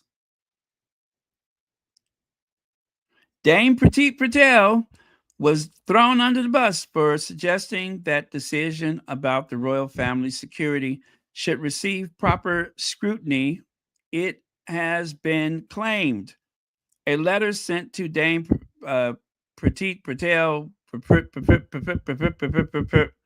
to Sir Clive Alderton, remember that one, the King's private secretary, in which she mooted a potential review of the decision to strip the Duke of York of his taxpayer-funded police protection, was leaked to the tabloid newspaper. The leak forced the former Home Secretary to apologize to the King for the embarrassment and difficulties it had caused. In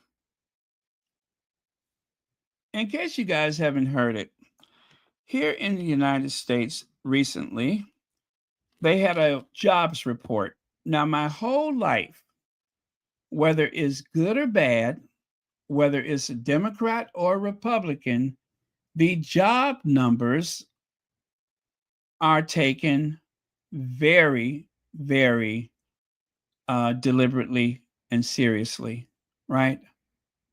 If they say that 70,000 jobs were added to the economy, there's usually no question about it. The only thing people say is, oh, that was seasonal, or that's because it was Christmas, or whatever they say. But usually people accept the numbers, right? Not this time. This time we fired the nonpartisan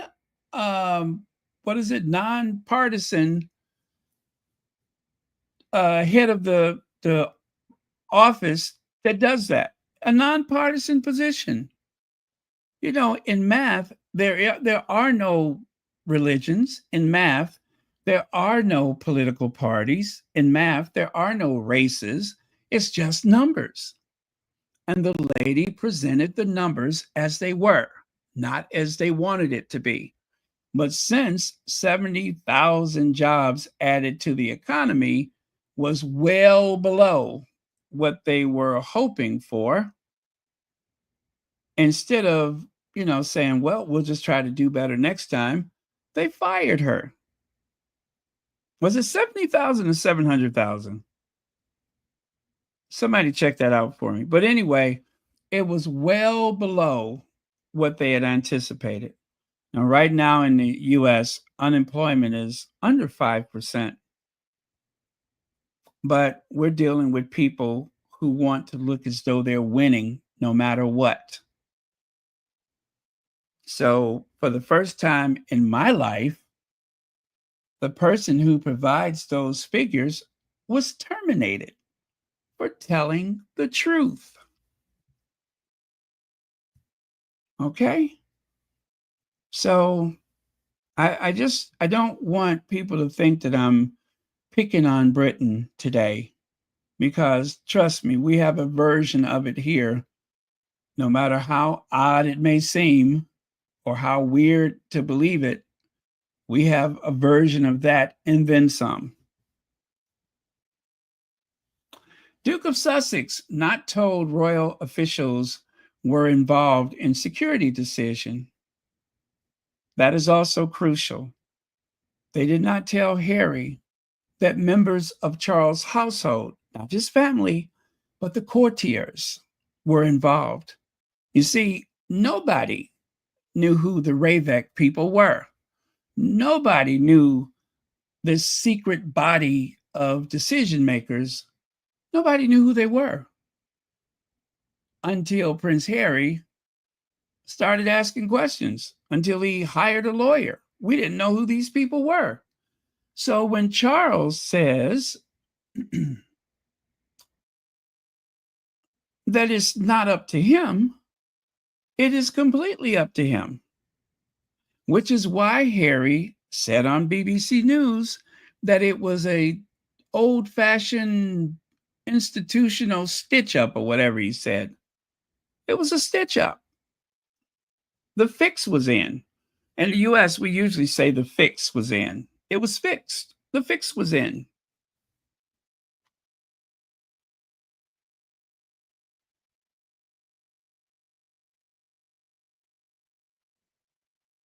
That's what it was. It was a stitch-up.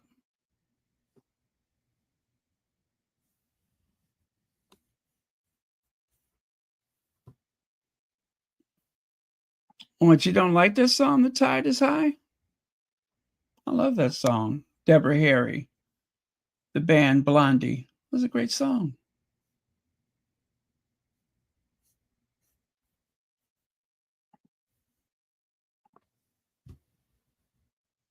And then take a look at that.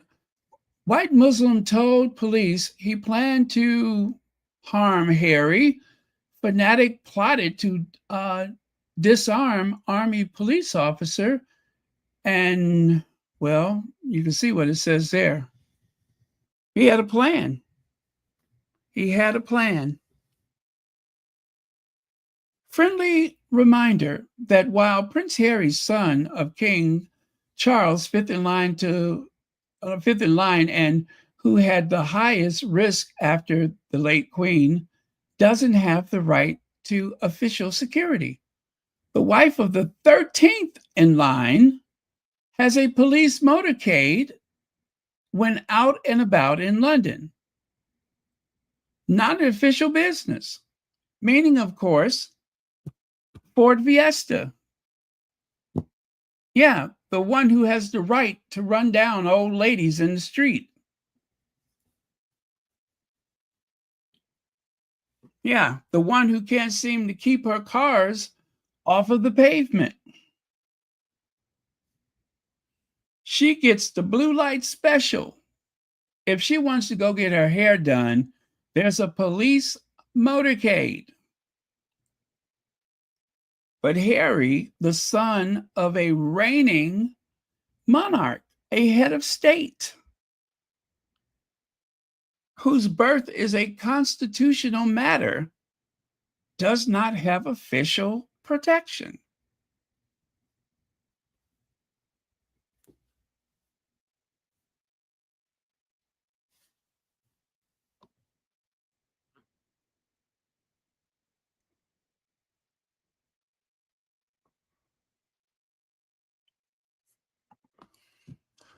Well, let me see. If it's factual, it's okay, Baron. However, when I know it is not factual, that's when I get annoyed. I'm just saying, in other words, be queuing up to see the doctor. You need to state where that is. Oh, okay. Let me see. Third and Santa Monica had the best view of the beach. Oh, okay. Because of all the visitors. Yeah, I could imagine that.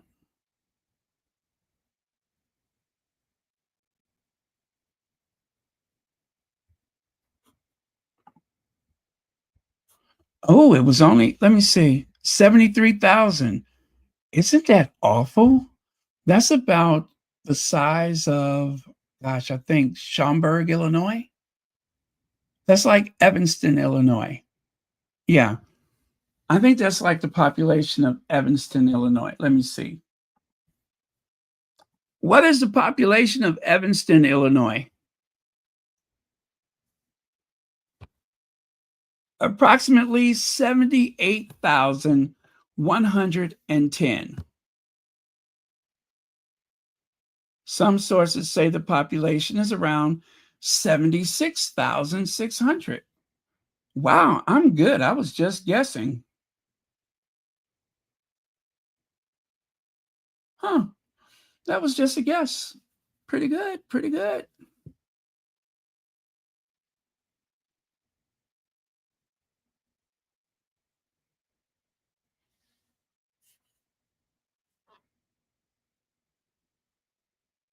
Huh. Okay, so there you go. Thank you very much for that. Prince Harry was told he had to give 28 days notice before traveling to the UK. 28 days notice. That's 28 days for them to leak and brief the press.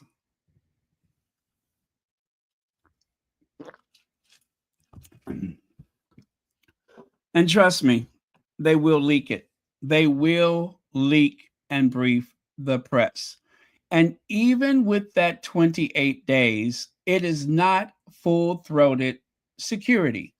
What you get for 28 days, you get whatever they think is necessary.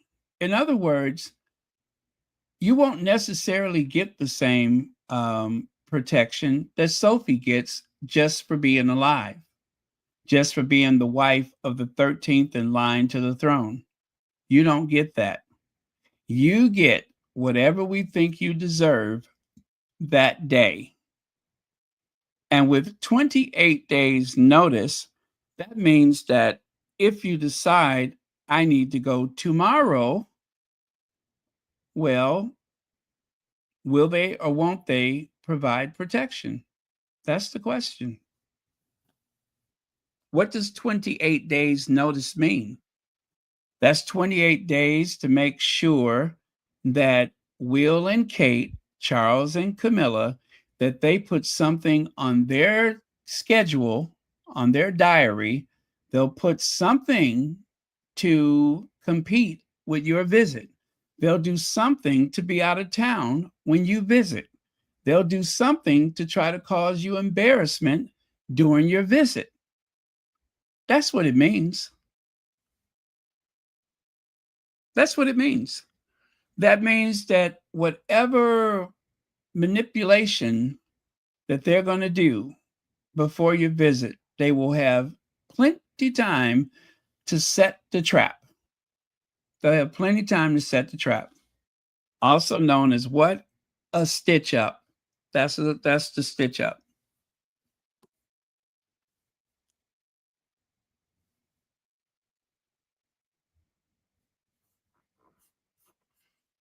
Like Harry said, an old-fashioned stitch up. Oh, what is that? Kate Moss wedding? Police by 35 officers? The police deployed 35 officers to blockade a village for Kate Moss's wedding, comprising 1 inspector, 5 sergeants, and 29 PCs. The total cost of the police operation in the village of Southrop, Gloss, is estimated to be around £10,000. £10,000.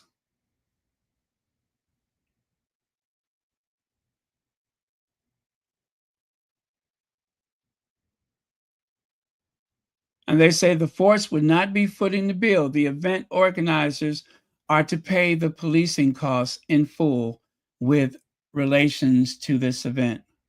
But there are concerns over the number of officers devoted to the wedding during a time of depleted resources. But they still did it. They still allowed them to pay for it. But the son of the reigning monarch, the 5th in line to the throne, is not allowed such a courtesy.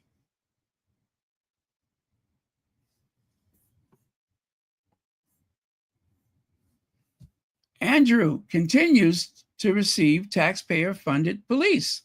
This was back in 2022, August, so I think the Queen was still alive. Yeah, decision was made by the same committee that denied Prince Harry and his family automatic security when he's in the UK.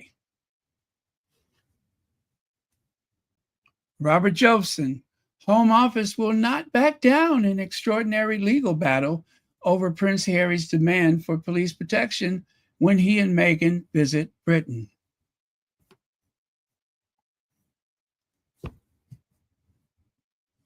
Now, more racism.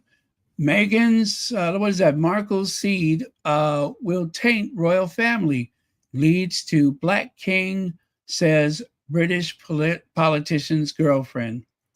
Neo-Nazi terror probe, police arrest 3, including London teen far-right plot that suggests Prince Harry. Oh my goodness. Oh, that one is just too ugly.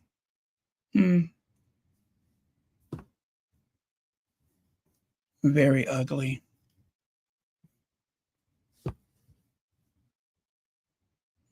Oh, this is interesting.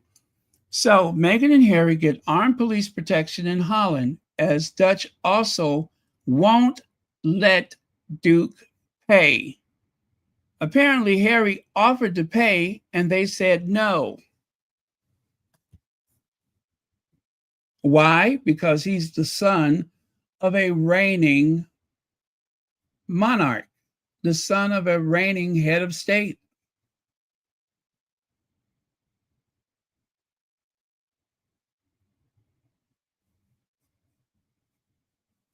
So they just automatically gave him protection.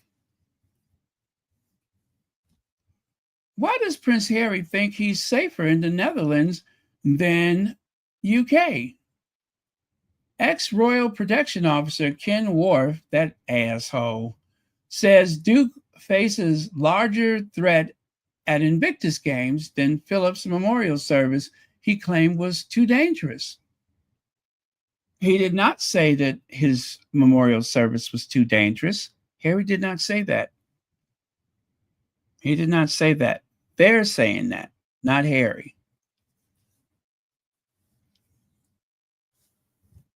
Anyway, go back to the first thing I shared on this slide.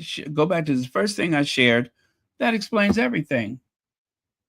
Holland will provide police protection, and they won't even make them pay for it. Duh. That's a no-brainer if you ask me. White powder letter sent to Meghan.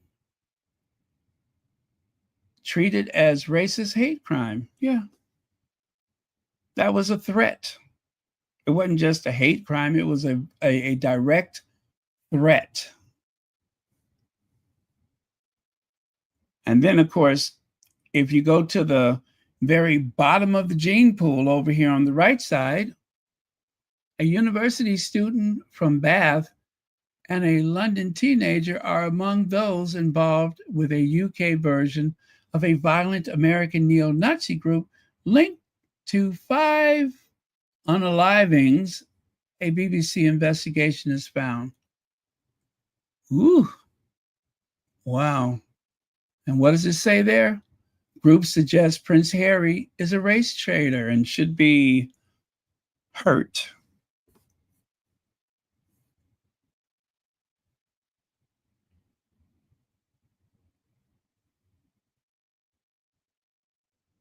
Oh, yeah, that's the ones that shared the thing on the WhatsApp group.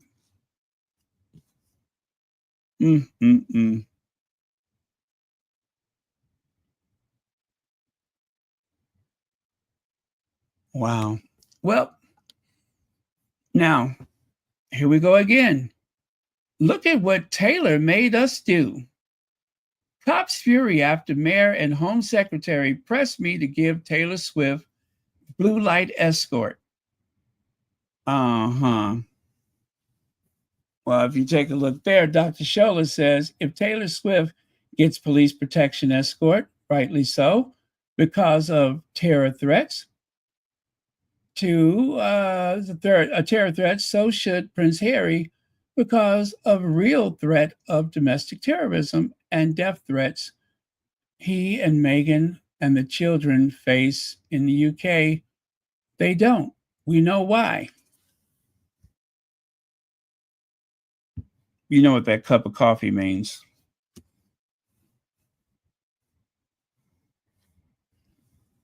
Let's see. Oh, Legs has a super chat. Harry found out during his security case that the British royal family represents him on Rayback. They won't let him have independent counsel, and the British royal family know it's stitch up. It is a stitch up. Absolutely. Thank you so much, Legs. It is an old-fashioned stitch up.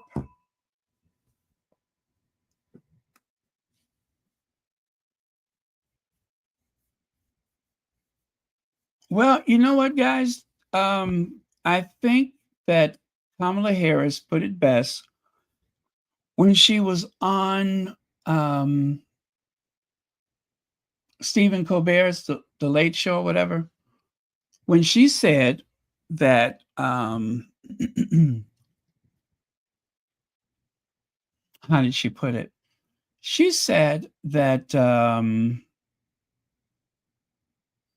she wasn't surprised because, she predicted what the president would do. She said what surprised her was the capitulation. Oh, God, I can't even say the word. She was surprised that all of them went along with it. They decided to capitulate. There you go. That's what surprised her, is that so many people are going along with it. That was the surprise. That so many people are just going to try to run the clock down. They're going to just wait until he's gone. But the thing is, if you keep waiting, when it's time for him to go, he may not leave. He almost didn't leave the last time.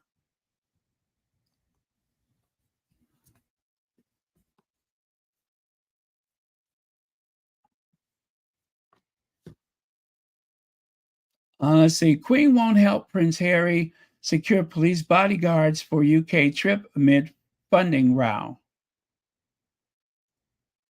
And that's because Harry wants to pay for specialist police protection, but the Home Office has ruled this out. He has since applied for a judicial review. So, of course, we do know at that point it wasn't up to the Queen. It was Charles. Prince Andrew allowed to keep his £300,000 a year bodyguards after Queen intervened at the last minute. Well, that was back in 2020. At that point, she wasn't as bad off as she was later on. I would like to say that by 2020, that was when Charles decided to, what year was that when he started getting rid of her courtiers and replacing them with people he wanted? I mean, the Queen did write the letter, or she had a letter drafted of what her intentions were. And what happened? They ignored it. They ignored it. Look at there. Princess Alexandra greets police before flying to London. There is Princess Alexandra on official business in a private jet, paid for by the taxpayers.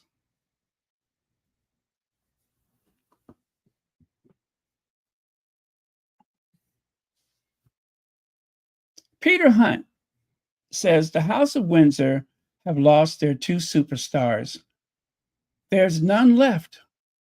It's not a good look for an ancient institution that relies on the hereditary principle. That two of its prominent members were desperate to break free. But we know why. It's not a good look, but we know why.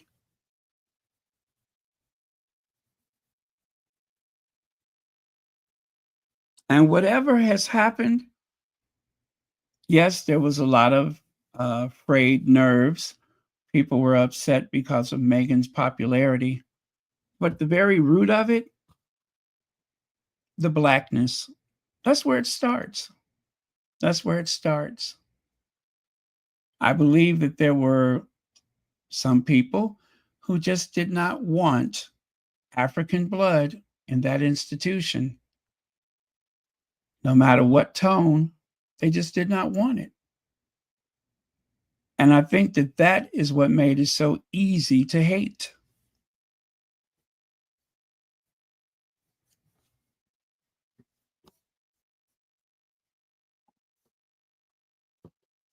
Okay, on to another topic.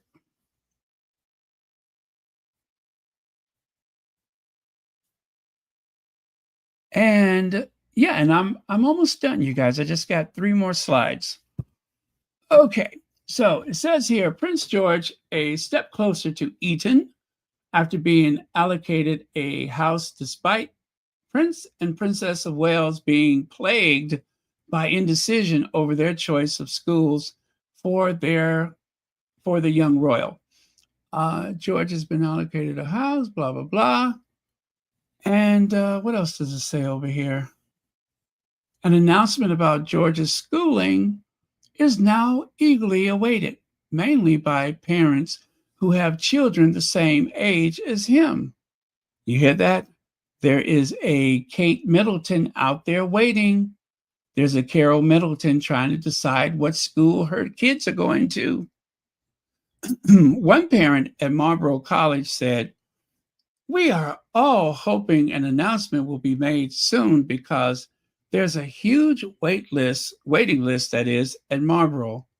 Once everyone finds out that George is going to another school, that backlog will disappear." Yeah, because they're going to send their kids to the other school. I Am Sage says, ooh, looks like Charlotte is spilling the tea about George, and laugh out loud at long wait lists for Marlborough, which will disappear if George ends up at Eton. George is going to have a really hard time with finding a woman to marry because the royal family is incredibly dysfunctional. Only a mother like Carol would push their daughter in the path of a future king because of the wealth and status it brings, regardless of the harm it caused to their daughter. You know what? That is true. That is true.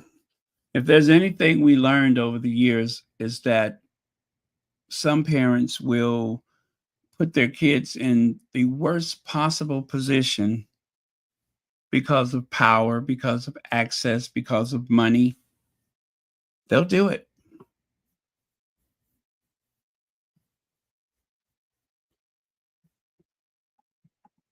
Let's see, Lex says, are people trying to pull a Carol Middleton? Wow. Thank you for the super chat. It's exactly what it means. It is Operation Carol Middleton all over again. They're going to drive in their cars. They'll hear it come over the wire. And next thing you know, they're going to do a U-turn and they're going to go and try to sort it out in some kind of way. But yeah, that's exactly what it means.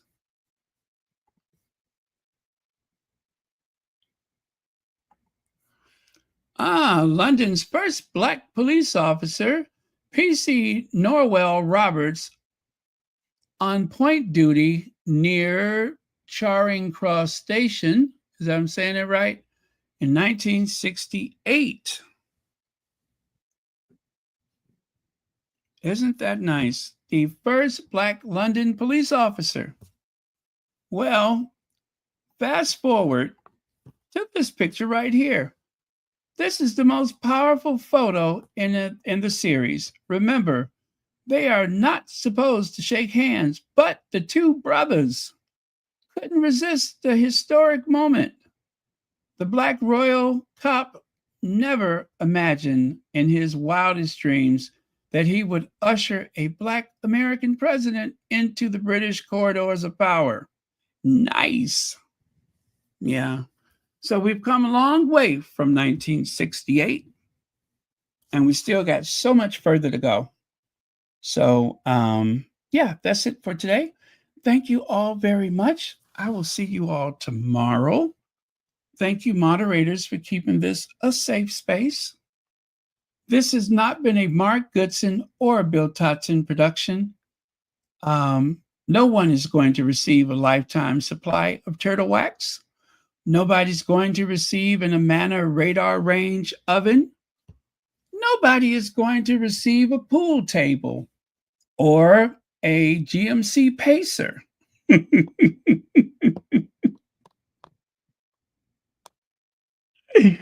Nobody is going to receive a Whirlpool washer and dryer. Nobody. None of that is going to happen.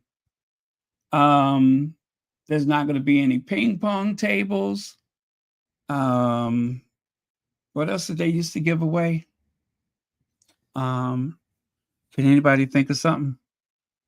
What else did they give away? Oh man, I cannot think. Let me think. But anyway, nobody's getting any of that stuff that they used to give away on the game shows.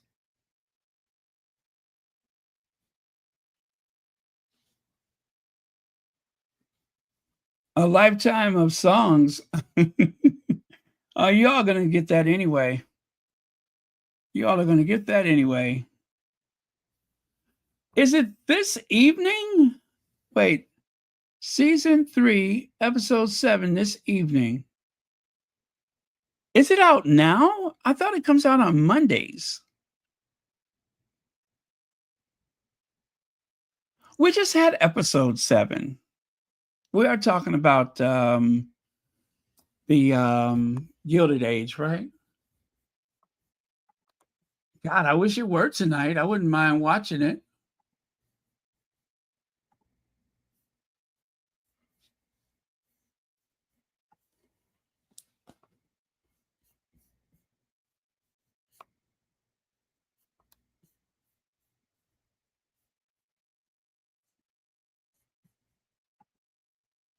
Yep, I would not mind watching it. Let me see if it's on Max.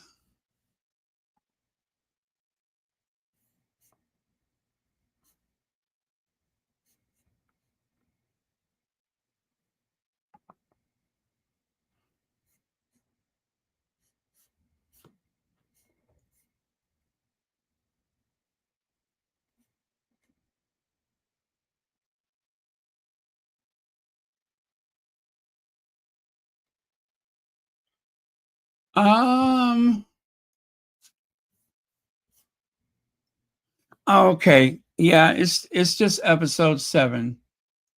Oh wow. I was concerned for a second there. Oh, I'm sorry. I misunderstood. I got so excited.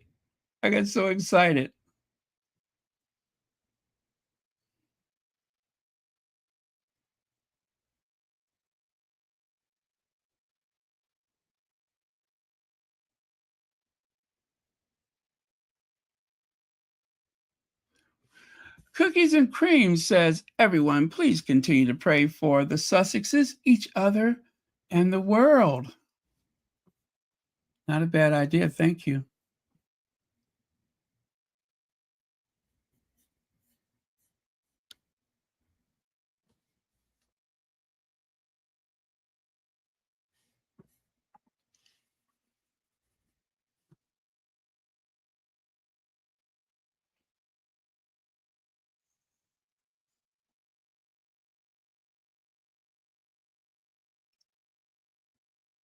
Not only is he a waste of a man, but, you know, in order to lift himself and his partner, Camilla, in order to lift the two of them up, they had to do everything they could to dismantle Princess Diana's legacy. Diana's legacy has been carefully destroyed to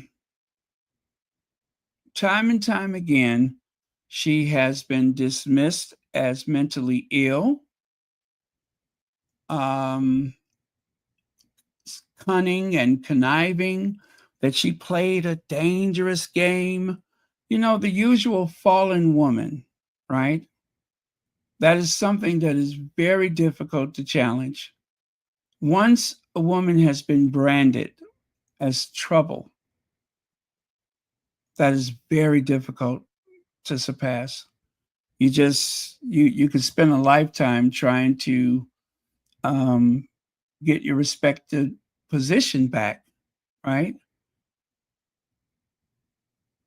But to disprove a negative, especially when it's coming from thousands of, well, not thousands, but let's just say hundreds, if not 100, maybe that's too much. But anyway, the royal experts, they pop up on these documentaries that are very popular. They write articles rehashing the past, rewriting the history. They do this over and over and over again.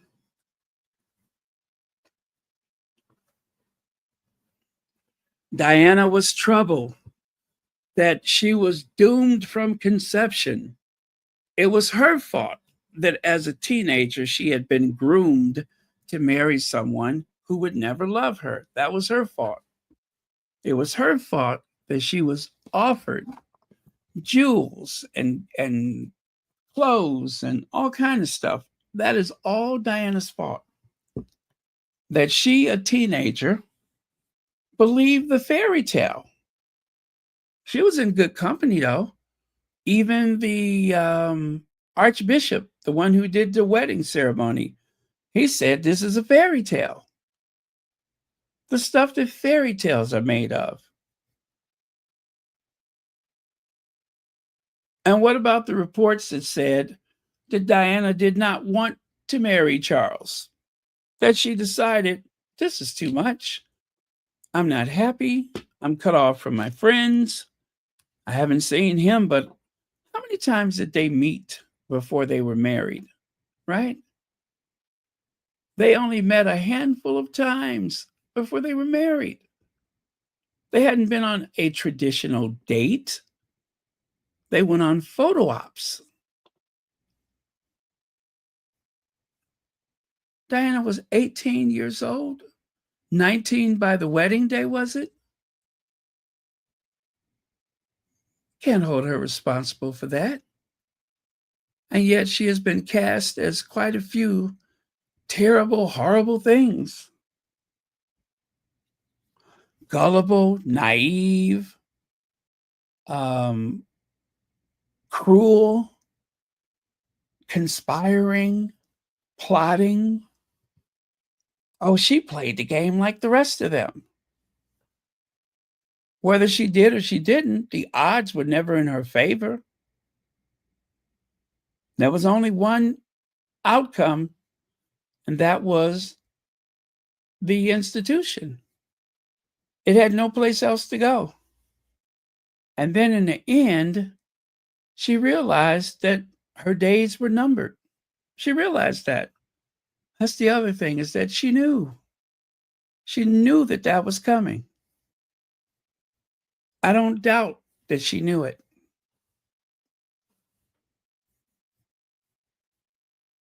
Even in The Crown, it was insinuated that threats were made from Philip.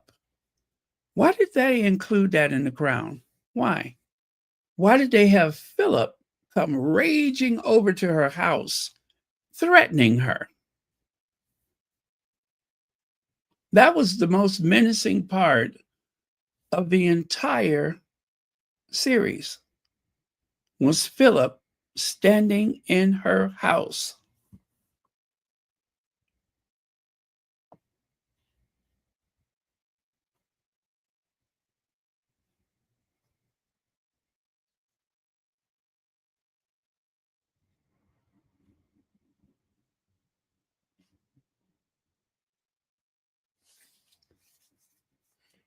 So there was only one way that that was going to end. I'm sure of that.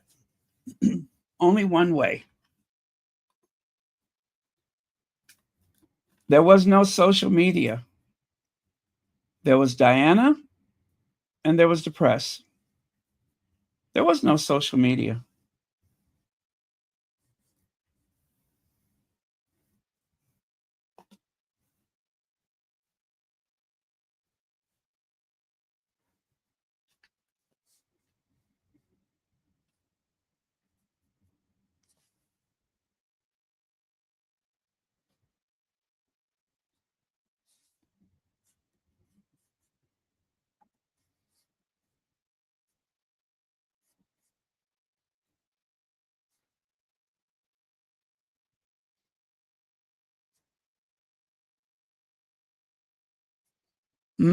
Yeah.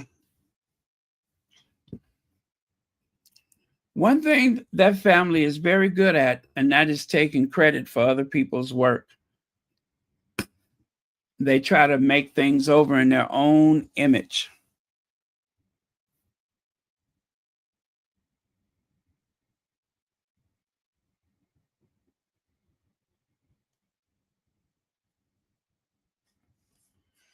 I know, isn't that frightening to think of?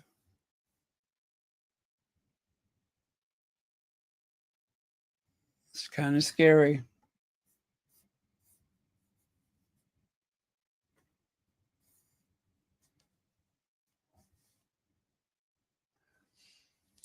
Well, I can't help but think leaving that institution and putting 5,000 miles between your family and that institution, that was the smartest thing. That really caught them off guard. They didn't really ever seem to have a good answer for it. The only thing they could think of is plotting and scheming, leaking and briefing, plotting and scheming, leaking and briefing. Okay, cheers, everyone. I'm out of here. Love you guys. I will see you all next time.